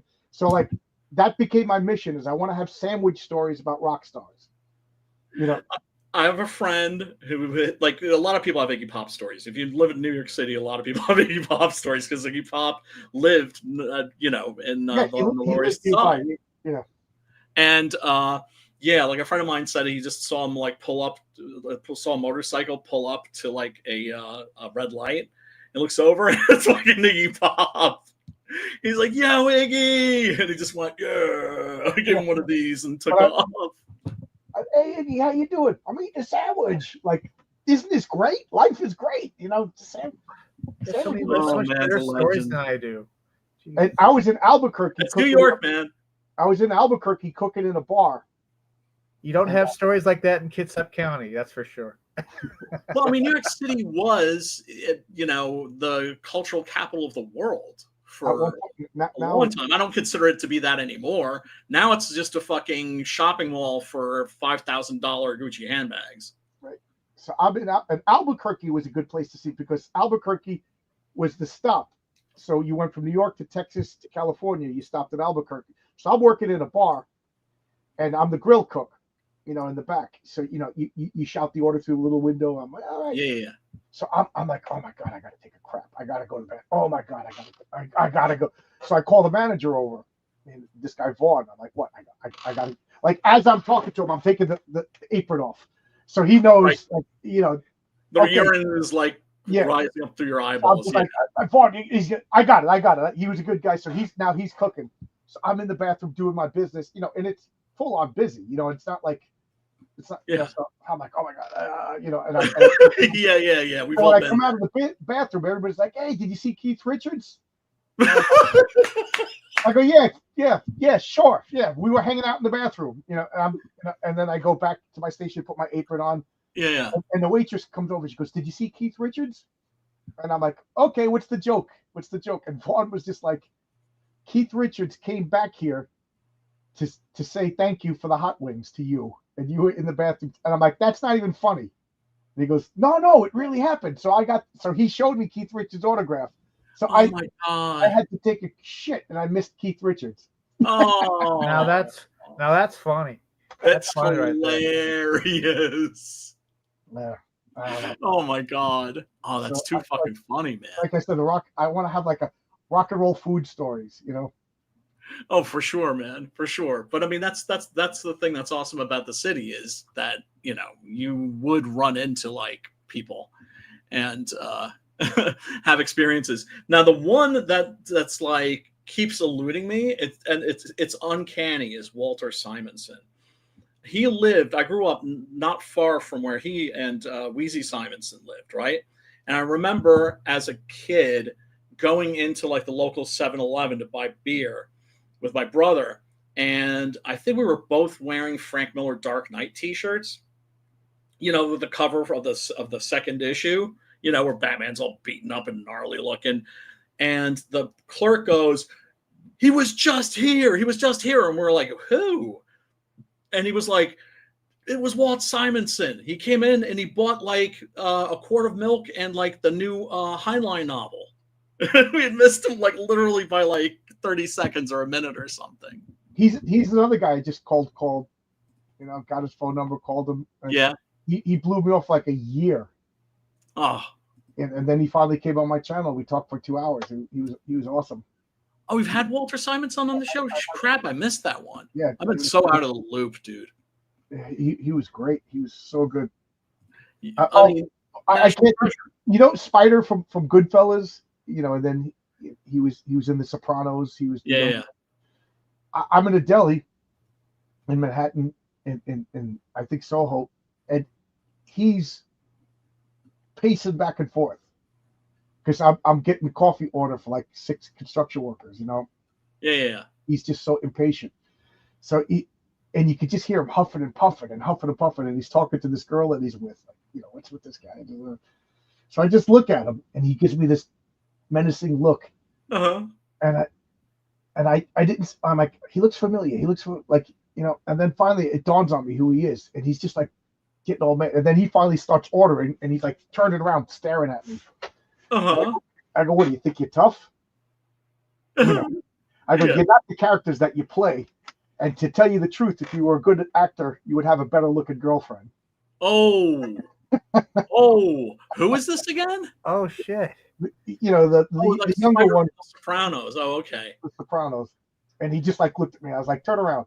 You don't impress me." I by default I hate actors. Was that guy who had to get his shine box?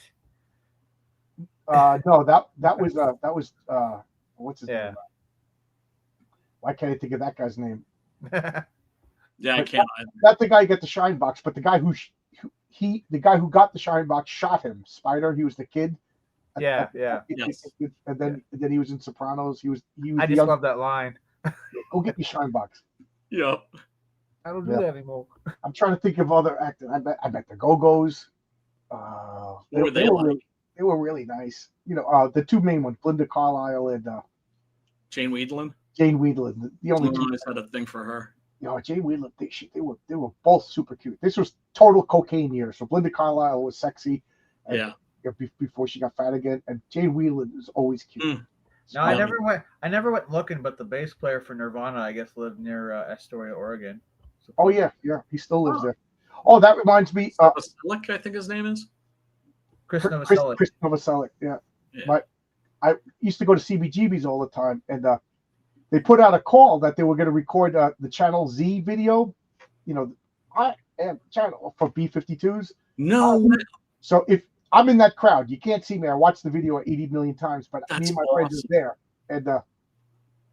and oh, I'm getting the stories mixed up. This was Babes in Toyland. So Babes in Toyland. Oh, okay. They recorded the video, but I was there for Channel Z, and I was also there for Babes in Toyland, Bruise Violet, and I think you could see me in the crowd at that point, in that one, because I'm sure you know the story about Fear on SNL. Yeah. Oh Yeah. yeah, that's legendary. So anyway, we're hanging out, and my friend had the biggest crush on the bass player for Babes in Toyland. Like he was like unmercifully hitting on her, and he's a big tall guy, so he was going somewhere with that. But then she comes running up to him, and she's like, Kevin, what's his name is here? The singer from Pearl Jam. Why can't I think of his name? Eddie Vedder. Yeah, she goes, Eddie Vedder's here. Yep. Eddie Vedder came to see me. Eddie Vedder came to see me. And he's just like, he's getting all jealous now because he's been hitting on her all No. night. You know, now she's gushing over Eddie. So he just goes, fuck Eddie Vedder. Pearl Jam sucks.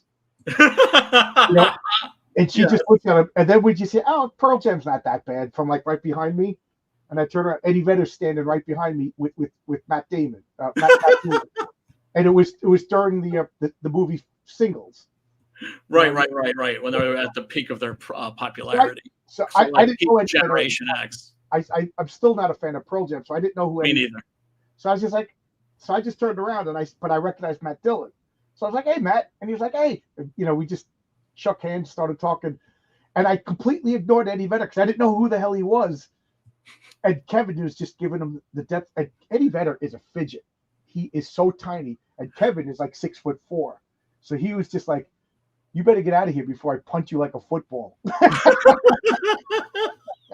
And Matt Dillon's not that tall either, but Matt was pretty cool. Famous people in general are pretty small.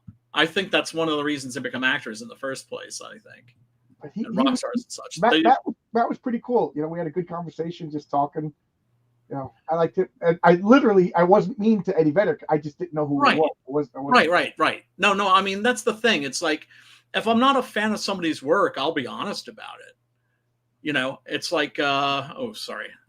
That was I threw that up by accident. I'm trying to change my icon. Oh, because right now, when I turn my camera off, I get this. Nobody wants to look my at other this. rock and roll story is I went to go see Soundgarden. I still think Sonic Youth. okay. So we go to CBGB's to see Sonic Youth, and it was like an unannounced show. So like a friend of a friend found out about it and told us. So we show up. I remember it was July 3rd. I forget what year it was, but it was July 3rd. Yeah. It was July 4th. They were playing it in Central Park with Sun Ra. But July 3rd, so I guess they were practicing. So they were awesome. They were really cool. It was one of the best shows I've ever seen. And then if you're at CBGB's, if you're on this, if you watch and you have to go to the bathroom, you have to go past the stage and you have to go past the green room, like where all the bands hang out. And then you go down the steps. But you don't want to use the bathrooms at CBGB's. They're gross. No. One of the scariest toilets ever. Stop you because that's where the bathrooms are. So I act like I'm going to the bathroom, and then I just hang out in the backstage room with Thurston Moore and the band and they just having interviews and I'm just watching.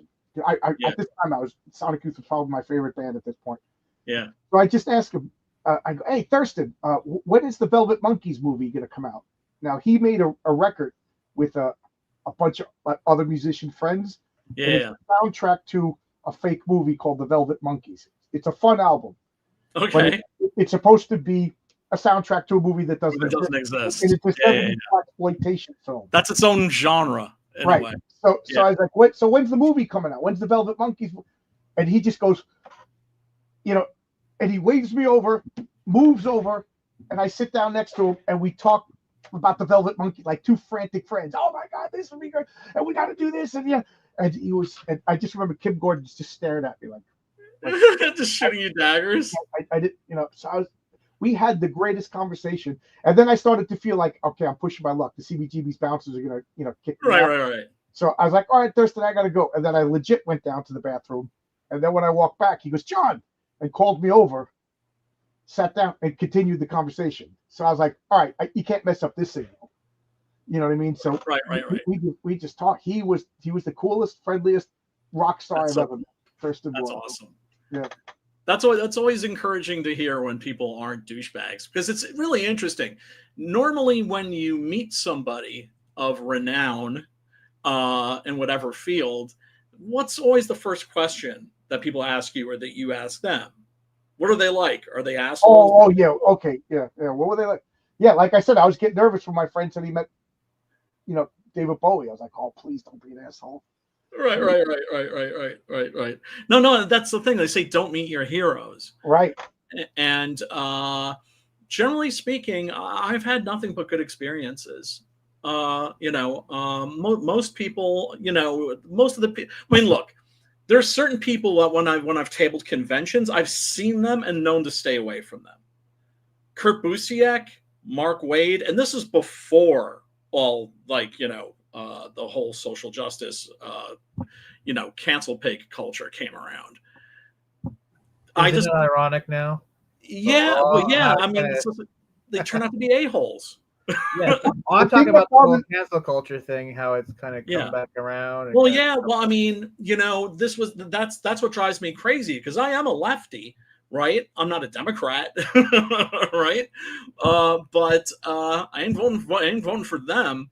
But the thing is, it's just like they abandoned like the core tenet of American liberalism, which was belief in the First Amendment, belief in freedom of speech.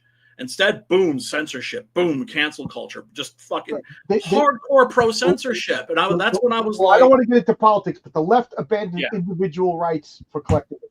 Yes, absolutely. I'm just saying it's funny they were okay with it, of course. Then it affects them, then it's a different story. And the thing is, be careful what you give one side, careful what you take, because it's going to be used against you in the other. My Kurt Busiek story, he blocked me on Twitter. Me too. I started a Blue Sky account just to get to try to. He talked to me twice and then blocked me. Yeah. And I didn't even say anything to him. He must have just looked at something that whatever. Right. But here's the thing about Kurt Busiek. Remember I told you I had a website, and I posted all my comic book, my role playing started, and it was a forum. It was a comic book forum. Yeah. I had 35 members back in 2002. Kurt Busiek was one of them, and he used to post.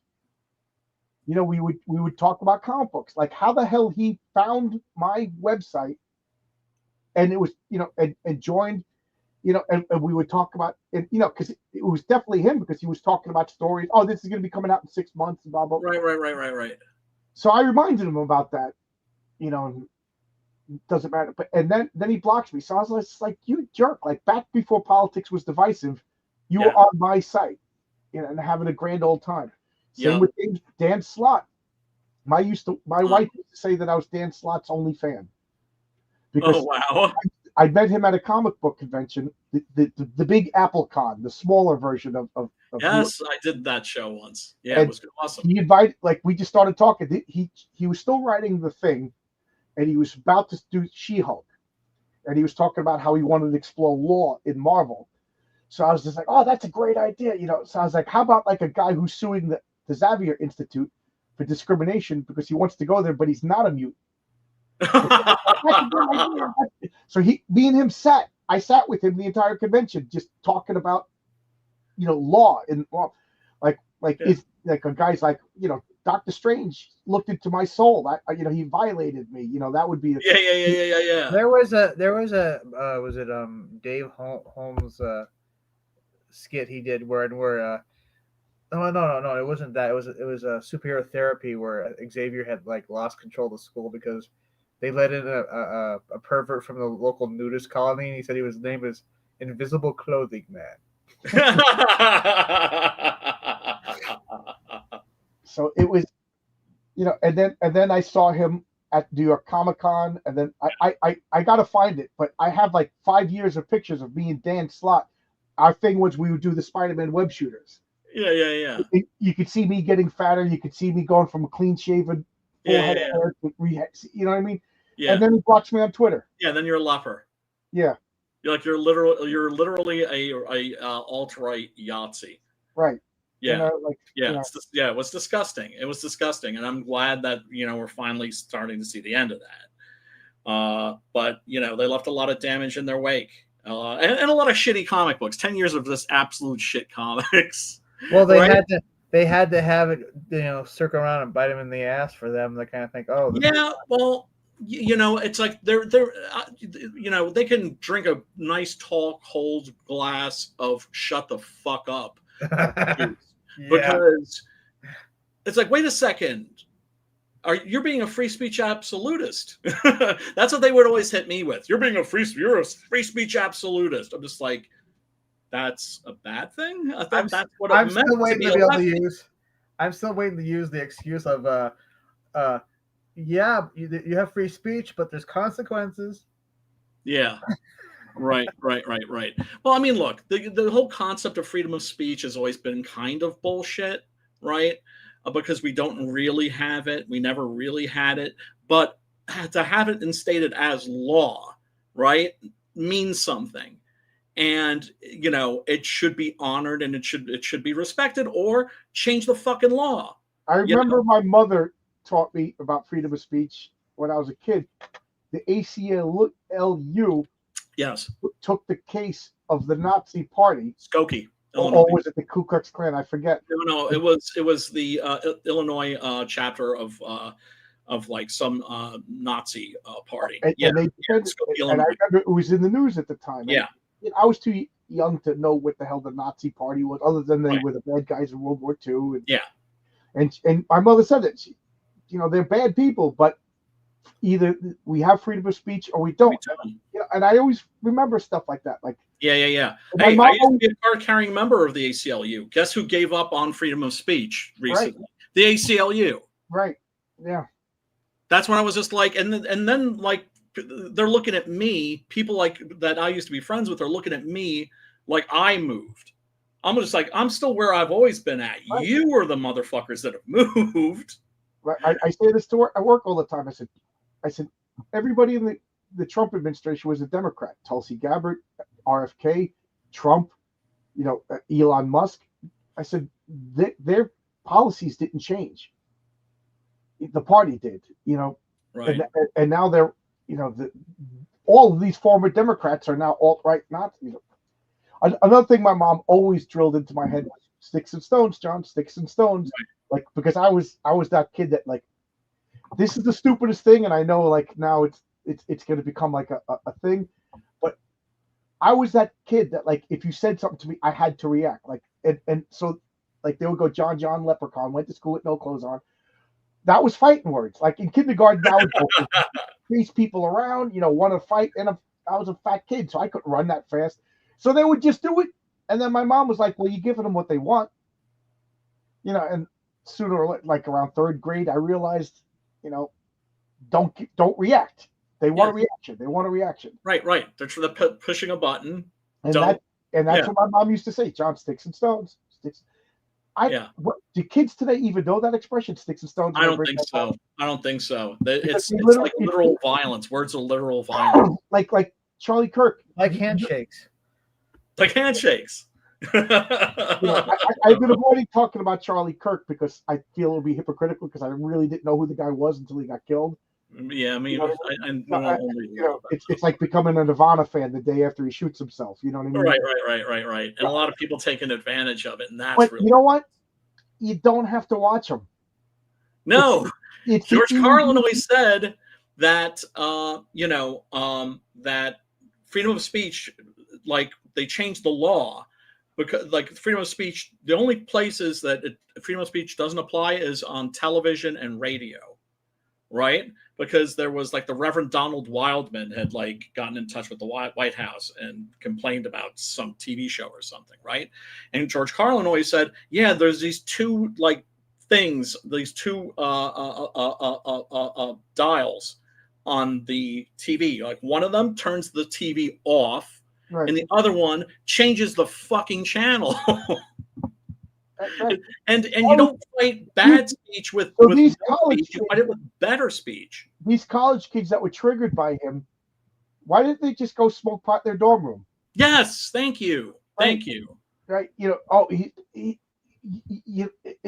they really wanted to silence Charlie Kirk, I mean, they shot him, they silenced him, but whatever. I don't know what's going on there. Just don't show up.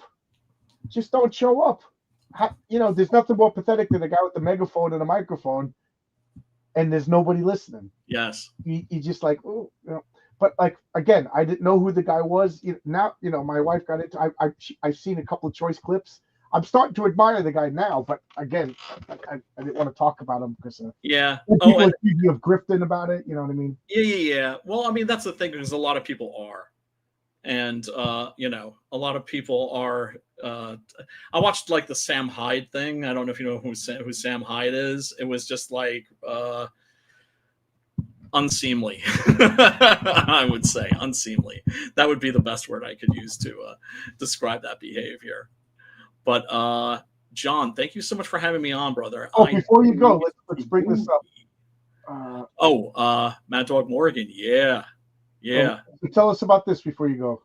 Absolutely. Love that thing right there. My boy Adam Lawson hit me up one day and said, "Do you think you could write The Wrestler meets The Shining?" And I was like, yes, yes, please. And so, working from an outline written. Wrote the script. Cool. Did I freeze? Yeah, you froze for a second. It's police squatting, I call it. But so basically, it is the story of this indie wrestler who feels he's an absolute failure in life. His body is broken down, and he's kind of given up on wrestling, and which means he's given up on his dream, which means he's given up on life. And so he goes to this house to drink himself to death. And the house turns out to be an evil house. It turns out to be a house like the House on Haunted Hill or Hell House or any number, or of course the Overlook Hotel. It is literally a bad place, and there are bad things in it. And what it's doing is that it takes in souls, and it corrupted souls, and it drives them into the depths of despair, and it turns them into monsters. And so what you get is ultimately a big old brawl, big old slugfest between this character and this house and the monsters that inhabit it. And basically to free the souls that are trapped there, but also to kind of redeem himself. He realizes that, he thought that he was being a wrestler was his destiny, but that wasn't his destiny. And all the awful trials and tribulations he went through led him to his true purpose in life, which is stopping that damn house. And the art's by Maxi Dallo. He knocked it out of the park.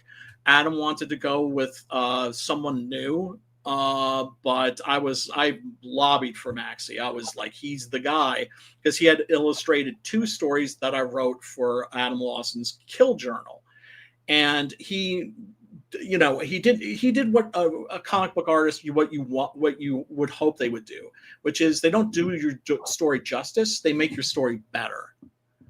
And he really did. And so, Adam will be the first one to tell you I was right. He was the guy for this. And we're launching on October 7th. And what can I say? I'm thrilled. It's going to be like, I think, a 152-page graphic novel. Oh, cool. And there's going to be, this is insane. This is just sick. Yeah, there's going to be a leather-bound edition. Oh, cool. What comes to mind when I think of this is Splatterhouse, the video game. Of course, the old PlayStation classic. PlayStation, yeah. Like I thought Sega originally. If you want to, was it really? Yeah, I think you're right. Oh wow, yeah, dude, I totally forgot. Brian, put your email in the private chat so I could send you the script to Patreon. Oh, for Sheezy. Adam's great. You know, Oh, he's the best. he's been on my channel a few times. Like, I don't think there's any more enthusiastic, energetic guy about Oh my comics. god, dude, he has more energy in his pinky finger than I have in my entire body. I don't know how that guy is as productive as he is. He Right. is just always fired up and jazzed up, and I have to say, super fun to work with. And like when I found out that Phil and the Diaz brothers were going to be working with him for Psycho Slumber, which I think I have here somewhere. Actually, yeah, I'm going to be reviewing this on Well Read on Tuesday. I got to tell him like, hey, like, oh, you're working with Adam, you're going to have fun, you're going to have a good time. But yeah, if you want to scroll down, you can get a little look at the at some of the art, and there's also a trailer. Oh, that is awesome! Look at that. Yeah. I thought I did something. Oh no, it's a animated GIF. Yeah, elbow from the sky. Okay, I'm gonna play this. This is the pinup splash image for my new book, Mad Dog Morgan. We have all teamed up to give you the all-out mashup of indie wrestling meets a blood-drenched haunted house. This is it. That's The Shining meets The Wrestler. It's a tale of an indie wrestler who always had dreams of going to the big time, and he never made it. And he decides to drink himself to death. So he goes to a house on the far end of town to squat and drink and die, because it turns out this is a haunted house, a wicked house, and this house can only be seen by those who are at the bottom of their life, and it lures them in and then transforms them into the horrors that fill this house. And although Morgan feels like his whole life was just a long runway of failures, all those failures led him to this moment where he would battle this house of evil to free the souls inside of it and hopefully save his own soul. We're going to launch this thing on Kickstarter October 7th, and it's going to be a hardcover graphic novel slipcase. All 165 pages are done. The link below allows you to sign up and get notified at launch. Oh, and that's it, I guess. I guess so. But yeah. Wow. Adam, sells it 100 times better than I could. Yeah, and I can honestly say, without being braggadocious, there's a noise. I just want to go check out this noise. So you got it. You got it. You're good. You're good. Okay, so I'm gonna leave. All right. What you got there, Tim? Oh, it's Melvin 3. It's a special edition. Nice. Show that shit off. Oh yeah. Nice, beautiful black and white art. Yeah, it's also the first appearance. There's a little bit of Zed and Odysseus. I did like a little bit of. This is the kind of merchandise for Author Palooza. You can see it. Nice. Yeah. I'm loving that art. I'm like a black and white stan. I actually wanted to do Six Gun in black and white originally, but back then it's like you couldn't sell a black and white comic. Nowadays, I feel like it's an easier sell just because manga. It's coming around. Yeah. But me and Sid are about 15 pages away from wrapping up Melvin 4. So that should be fun. And I'm actually going to start lettering it in October. So even though the page is still coming out, it's going to be lettered as it wraps up. So hell yeah, brother. Hell yeah. And once you have 4 issues, you have them technically for a TPB. Yeah, that's what I'm saying. I wanted to. There was this, and I don't know if this is cringy, but there's this Slipknot title for a song that I always thought was, and it kind of came to mind when in December when the Kings decided that small creators were not. That we needed to be done. Yeah, and there's a song called Heretic Anthem, and it's actually about kind of like the mainstream kind of overlooking people, or treating us like we're lesser than. Well, hey man, all I could say is when your cancel culture scene, when your anti-cancel culture scene has hardcore cancel culture in it, you done fucked up. Yeah. Tim, great talking to you. John, thank you so much for having me, brother. It is always a pleasure. Yeah. Congratulations on the new campaign, and congratulations. Thank you so much, man. I'm psyched. On Six Pin Gorilla. Yeah. Looks all right. Awesome. Peace. Best of luck, fellas. Peace. See you, Brian. So we got a bunch of people watching. Should I continue showing these comics that that the whole stream was about, or should we call it? Yeah, go ahead. If you whatever you want, man. It's your show. All right, so I'm gonna bring this camera back. Oh, the noise was the cats. Cats are so. Cats do that. Yeah. Yep, you don't need to see my phone. And there we go. We'll make one big, and we'll do that. So, I was talking about Blood Realm, and are you familiar with this title, Tim? No, but I love that cover. I love the use of it's black and white, and then it's also red. Right, black, white, and red. This is Kristen Rossi. So, you know, the way Alternative kind of does is that they release like 4 or 5 comics all at once.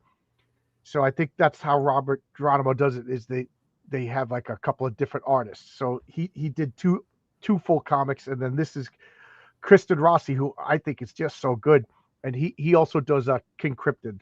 So there's kind of like a What issue is that? This is issue 15, and I highly recommend this comic. This is one of the better comics. And the funny thing is, we were talking about jealousy and competitive and stuff. Adam Miller did I forget, Iron Age Icons, and he had 40 cards in a box. Oh, cool. And one of them was Billy Tucci's She, and then from some sort of misunderstanding, Billy Tucci pulled out, so he had 39 cards. And so I was like, he was like, I need one more character, and I didn't know anything about it, so I was just like, oh, Patriarch, and a whole bunch of people. So we had a contest. So my character, the Patriarch, lost out to Carol Marvel, but you know, I guess by Comicsgate rules, I should be bitter and angry or whatever. Right. Oh, how dare they? You know what I mean? But you know, he has 18 comics out. I have 1, so there you go. You know, yeah. But it's a great comic, dark fantasy. So really? You got a whole bunch, huh? Yeah, this is like some of his character cards. Oh, neat. And if you know, earlier today I was talking that Robert in his real job is an art professor. He's an art historian for college. Oh, really? College art historian. How cool is that? And he makes a comic. That's pretty cool. Yeah. So this is Kristen Rossi again. Again, the whole black and white red thing. It's just right. It's all black and white red. That's all. Oh, here's some more Tor. Tor is like kind of a knockoff Conan, isn't he? Yeah, it's in like a prehistoric world where dinosaurs and men exist at the same time. And I was talking about this earlier, but then people popped in and I forgot to. But like, I didn't know when I bought these comics. These are reprinted from earlier Tor comics from the 50s. Right. At GC. So now it's 25. So that's 75 years ago. So in 1953, I'll say that the original Tor comics came out. What we knew about dinosaurs was vastly different than what we know today. Yeah. You know, like I don't know. Did people in the 1950s think that humans and dinosaurs existed at the same time? Like, I don't know. But dinosaurs, when I was a kid, dinosaurs were big, slow, lumbering. The Tyrannosaurus Rex walked like this. You know, now we'll find so much new information about dinosaurs. You know, and of course, if you're a kid, you love dinosaurs. Right. I think dinosaurs are one. Oh, too bad. Brian's gone because here we have a gorilla. Oh man. Oh, he would have loved those covers anyway. Yeah, with the 4 arms. But these are like the old beasts. So in the world building of this comic, these old beasts roamed the earth, and they fought and killed each other off. So now like there's glimpses of old beasts that still exist. What's the longest running title in Alterna? Probably this. Yeah, probably Blood Realm.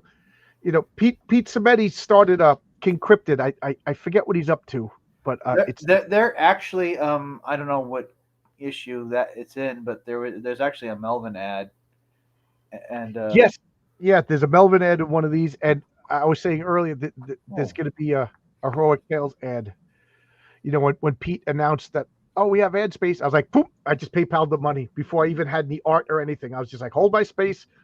I've been enjoying Alterna comics for so long, and the ads for an Alterna work because that's how I. Well, this was during a campaign, and my friend Andy, he got a tier where you could get like some advertisement space in King Krypton. So you know, I wanted to pay back because Alterna really gave me a lot of stuff. Like I met Tonic Mole, Josh Howard, Right. Brian Bow, you know, Pete. And now he's getting it done on newsprint. That's another thing I was talking about earlier, and then other people talk and I forget. But like, you know, we're the small fry, right? And Pete's making his own printing press. Yeah. You know, Phil Diaz is making his own printing press. You know what I mean? Like, where are the bigwigs? Why aren't they doing all this stuff? I don't know. They have all these excuses and no solutions, and people just kind of they're like barely making comics. Like, you know what I mean? Like Pete Sabetti is like pumping out like 15 comics a year, and now he's printing them all. You know, Rippa is, say what you want about the guy. The guy now has a shipping system. You know what I mean? It's like, you know, that shipping system, Rippa said, I could see in 5 years from now, that could be like the hub for all of independent comics. Why not? Yeah. That could be the diamond distributors. That you know what I mean? Why not? Yeah. I mean, there's like what's the big three are like Marvel, DC, and Image, right? Rippa has to be fourth, right? You know, I don't know. Like, you know, I just had NDA Andrew on my channel a couple weeks ago. He's the one that's writing and created the Blue Shift character, and that comic pre-sold like 2,000 copies already. Yeah. You know, compared to like, I don't know what is Fantastic Four sell these days? 20,000, 30,000. I have never been a big Fantastic Four. Well, I'm just saying, like, I'm just picking that because that's now the hot Marvel comic because the movie just came out. So I imagine Fantastic Four has got to be one of their better selling comics.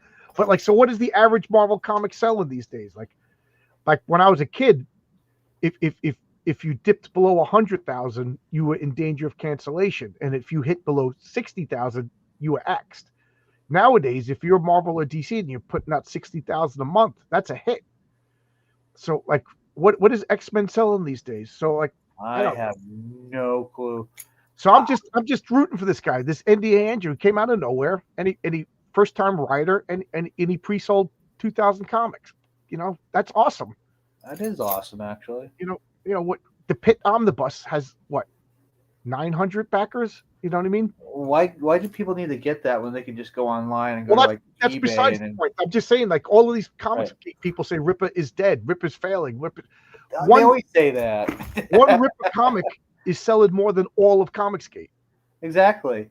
You know, so knock it off. It makes you look silly, and I'm not. Well, it's retarded. That's what it is. And you know, and the funny thing is, I barely buy it. You know, I got 3 Rippa comics. You know what I mean, or 4 because somebody sent me one. You know what I mean. So it's not like I'm a gushing fanboy either. I'm just trying to be blatantly honest. Yeah. But they shit on them and they just make them look better every time they do it. Yeah. Well, if that's like women. If women says people telling me that Sydney Sweeney is ugly doesn't make you better looking. Right. You know, it just makes me realize you're silly because Sydney Sweeney, you know, she's not ugly. She ain't ugly. What do you want me to say?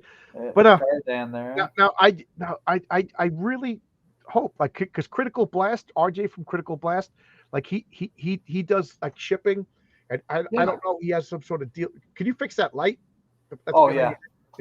He has some sort of printing thing, like he could print hardcover stuff. If Rippa and RJ got together and like they were able to print and ship.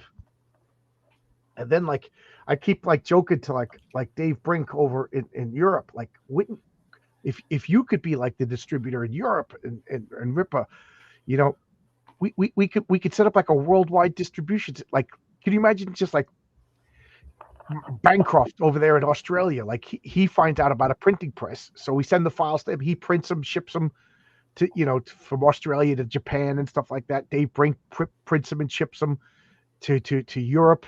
You know, and Ripper send and whatever, prints them and ships them to the new world. This would be good. So I'm rooting for that stuff because that'll only help me. Now, apparently, it was at the east side of Australia is cheaper to send to, but it's like the other side's more expensive, which makes sense. Because one side only has like one town, right? One city, Perth or something like that. The west side has all like 90% of the population. and then you cross the desert, and I think, what is it, Perth? Is if Michael's still here? Yeah.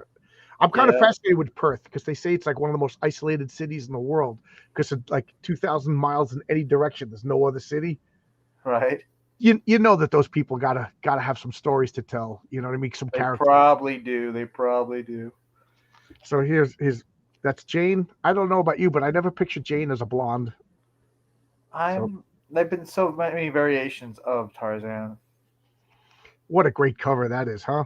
Oh yeah, that's nice. That's X-Men 5. I did this all for, new. They were still doing the all new, all different. Yeah, this is 1977. Yep, the Flame, the Frenzy, and Firelord. Look at that. That Phoenix costume has got to be one of the best costumes of all time. But all of these are. Look, Storm over here. You know, Colossus costume. That's very iconic. Yeah. Yeah, these are great costume designs. Dave Cockrum is one of the best costume designers of all time. And like I said, these Tarzan stories are. I could see why it only lasted 29 issues. It's only started 29 issues. Yeah, it started out strong and it quickly started to fizzle. Like the first 3 issues, I'm like, this is so good, this is so different, and then now it's getting to be a chore to read. This is Asgardians. This is George O'Connor. He was on my channel. What I like about these is this closer to the actual source material, or is it? Yeah, this is like supposed to be like for schools. You know what I mean? So like here is where is it? Like it has glossaries and it like oh, here it is. I passed it already. So like all pronunciations and everything. But the Norse code. So this will tell you the source and the primary materials of all these stories and everything like that. So this, you know what I mean? Like it's annotated and you know. So like if you want to read more, you could check out this myth and this page and this and this had to be left out because he's trying to keep this. So this is supposed to be like a school source book for like a middle school. You know what I mean? Like, so there's nothing really too gory. There's nothing suggestive, even though like a lot of Greek myths you could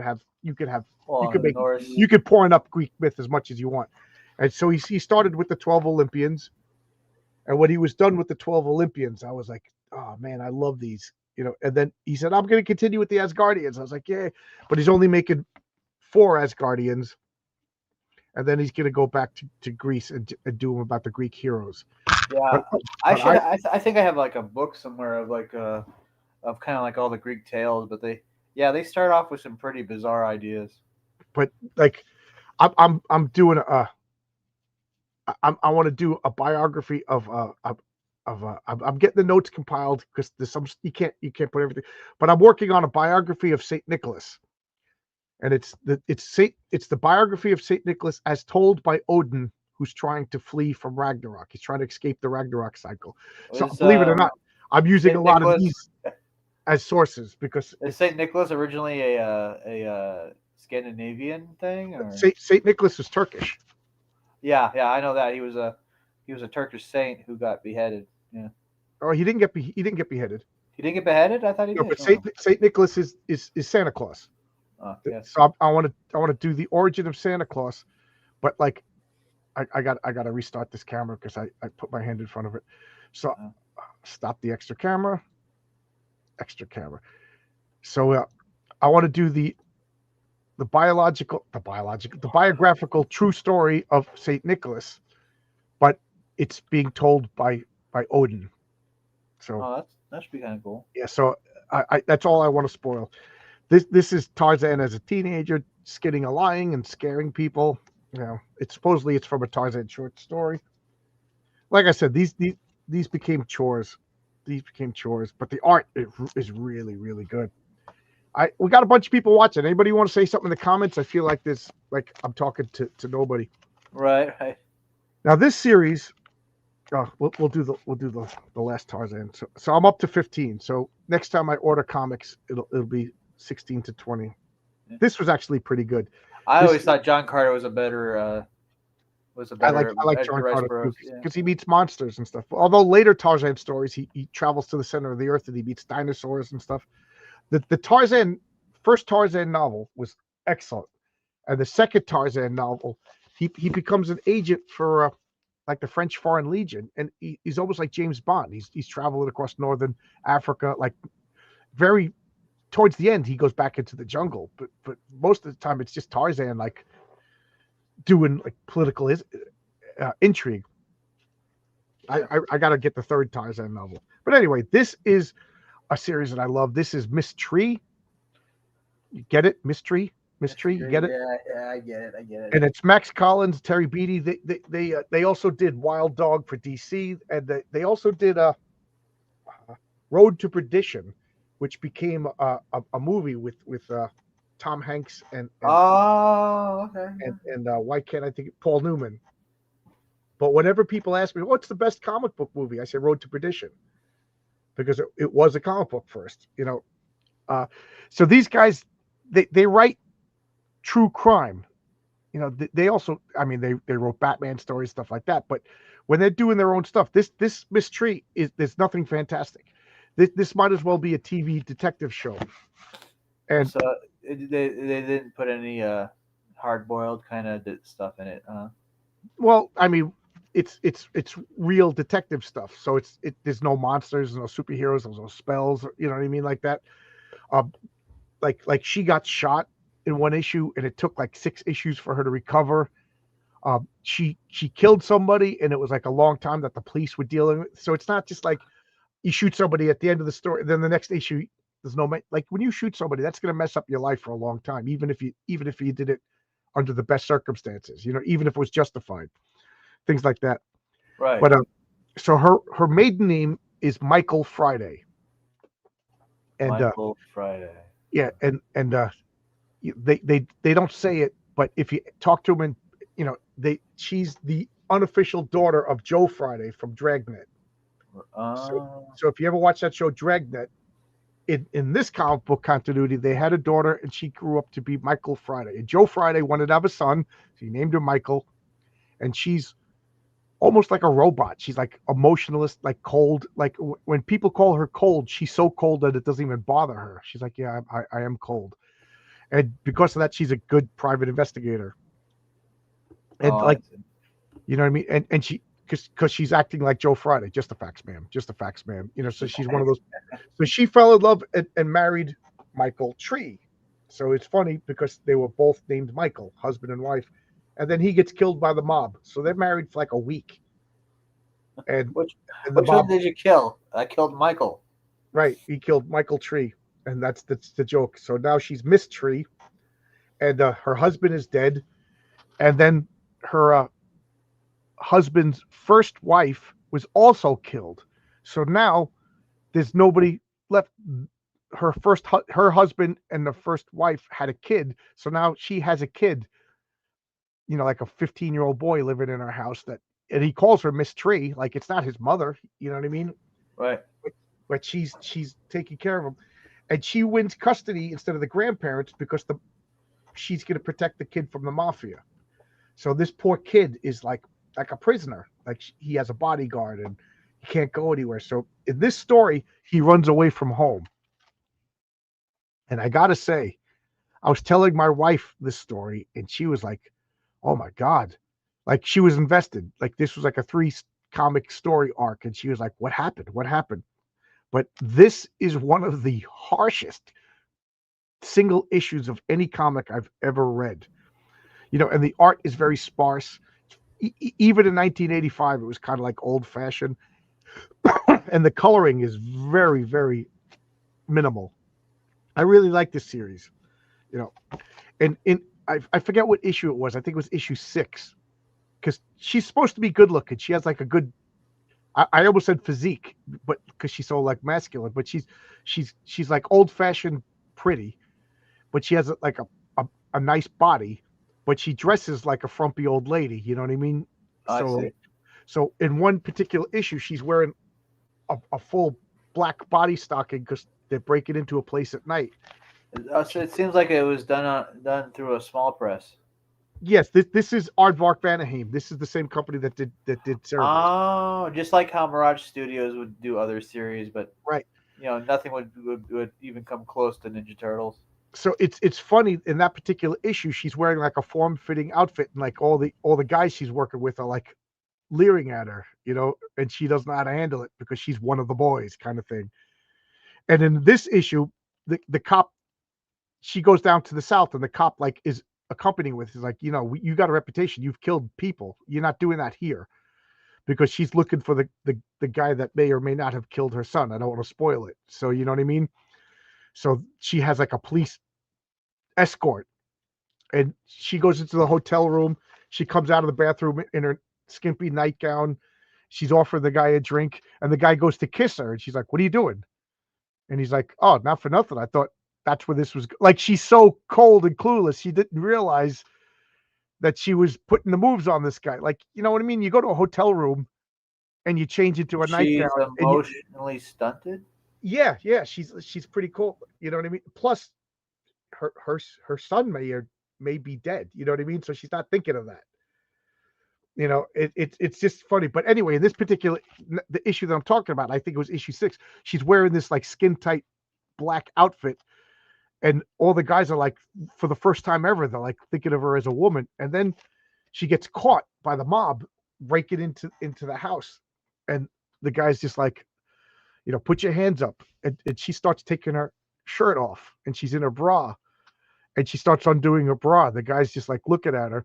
And it was very shocking. The letters page was because she never did anything like that before, but she had no weapons. She had nothing. So she takes her top off. The guy gets distracted, and then she kicks him in the nuts.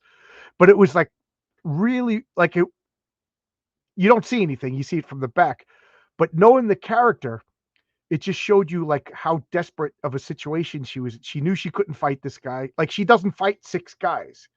You know what I mean? It's very realistic. She even though she's a tough girl, she knows she can't beat up most guys. You know what I mean? Without sneaking up on them or shooting them in the leg for it. So this was like an act of desperation. It was like really shocking. So I really like this. I can gush about this series, and these are like. What issue is that? That's issue 16. This is issue 16. It started out Renegade Press, and then it became Aardvark Vanaheim, and then later on, believe it or not, it became DC. But these, and they're very dry, cut and dry, and they're just full on detective stories. Like, the art, this is almost mean to say, but the art is like serviceable. You know what I mean? Yeah. It looks like a series that would eventually end up in DC Comics. Yeah, it became Mystery Quarterly, and now I think it's just novels. This was a terrible comic. What is it? The Futurian Avatar of the Futurians. Dave Cockrum had a small series called The Futurians, and then he died, and then like this guy like bought the rights, and it is the 3rd comic out of 58,000 comics that I never finished reading. It was that bad, huh? Yeah. And now you have, look how beat up this is, X-Men 106. Yeah, and that's it. I made it through all my comics. So, oh my God. There you go, man. I almost been going, because I was like too anal retentive. I was like, I can't stop. I can't, because I can't put these comics away until I do these videos. So I'm done, guys. Yep. Been talking for almost 4 hours. Damn. I planned on only talking for like 30 minutes or so just to show off these comics, but I like this. People showed up. I was kind of in a bad mood, so this was good. Why? Why were you in a bad mood, man? Because the job that I'm on, they bid on a construction job, and it didn't happen. Oh, so like, damn. I might have to go to another shop next week, which is good because that means I'm not working this midnight shift. But I like the shop. I like the guys I was working with. So I was like, plus you never know. You could be going to a real crummy shop, where everybody's just, these guys were cool guys. I liked working with them. So wow. You know what I mean? So we'll find out. Sorry that happened, man. Yeah, it's the nature of the business. Construction, is what it is. Because that's how I got into this shop. Is the shop that I was in 4 months ago. They bid on something, it didn't happen, and they laid off 50 guys, and I got laid off on Friday, and Monday I went to this shop, and I got a feeling that this is gonna be my last week with these guys. It's we're dead in the water, but that's the way it is. It's gotta be exhausting. That's the way it is. So anyway, so I was in a bad mood. Uh, All right, but thanks a lot, guys. I'm going to close this down. Do you got anything you want to promote? Did you put any links in the private chat for me to show? No, I didn't. But if people are on Amazon, Melvin 0 through 3 are on there. Zen Odysseus full length are on there, and Walmart, Barnes and Noble, all that. So, Cool. and if you're anywhere near Idaho, on November 1st from 11 to 3 is Author Palooza. Oh, cool. So, And thanks a lot, guys. Remember, Heroic Tales is still live on Fund My Comic. You know, it's in demand. You could still buy it. The art any second now. Daniel should be sending me the last 2 pages, and then it's after that. It's just clean up a couple of things, clean up some files, check for misspellings, and then we start printing and shipping. So there you go, everybody. Thanks a lot. I'll see you tomorrow morning. I'm going to do Wally Wood's Heroes Incorporated for Sunday Comics, 10 a.m. Eastern Standard Time. Monday, I got Sandy Peterson on at noon, and then I got an interview at midnight with a newbie comic collector. Just somebody who just got into comics. I just think it would be interesting to get their perspective. And then Tuesday, I got Dixon, and then that's all I got scheduled for the week so far. So see ya. peace. So, bye, kids.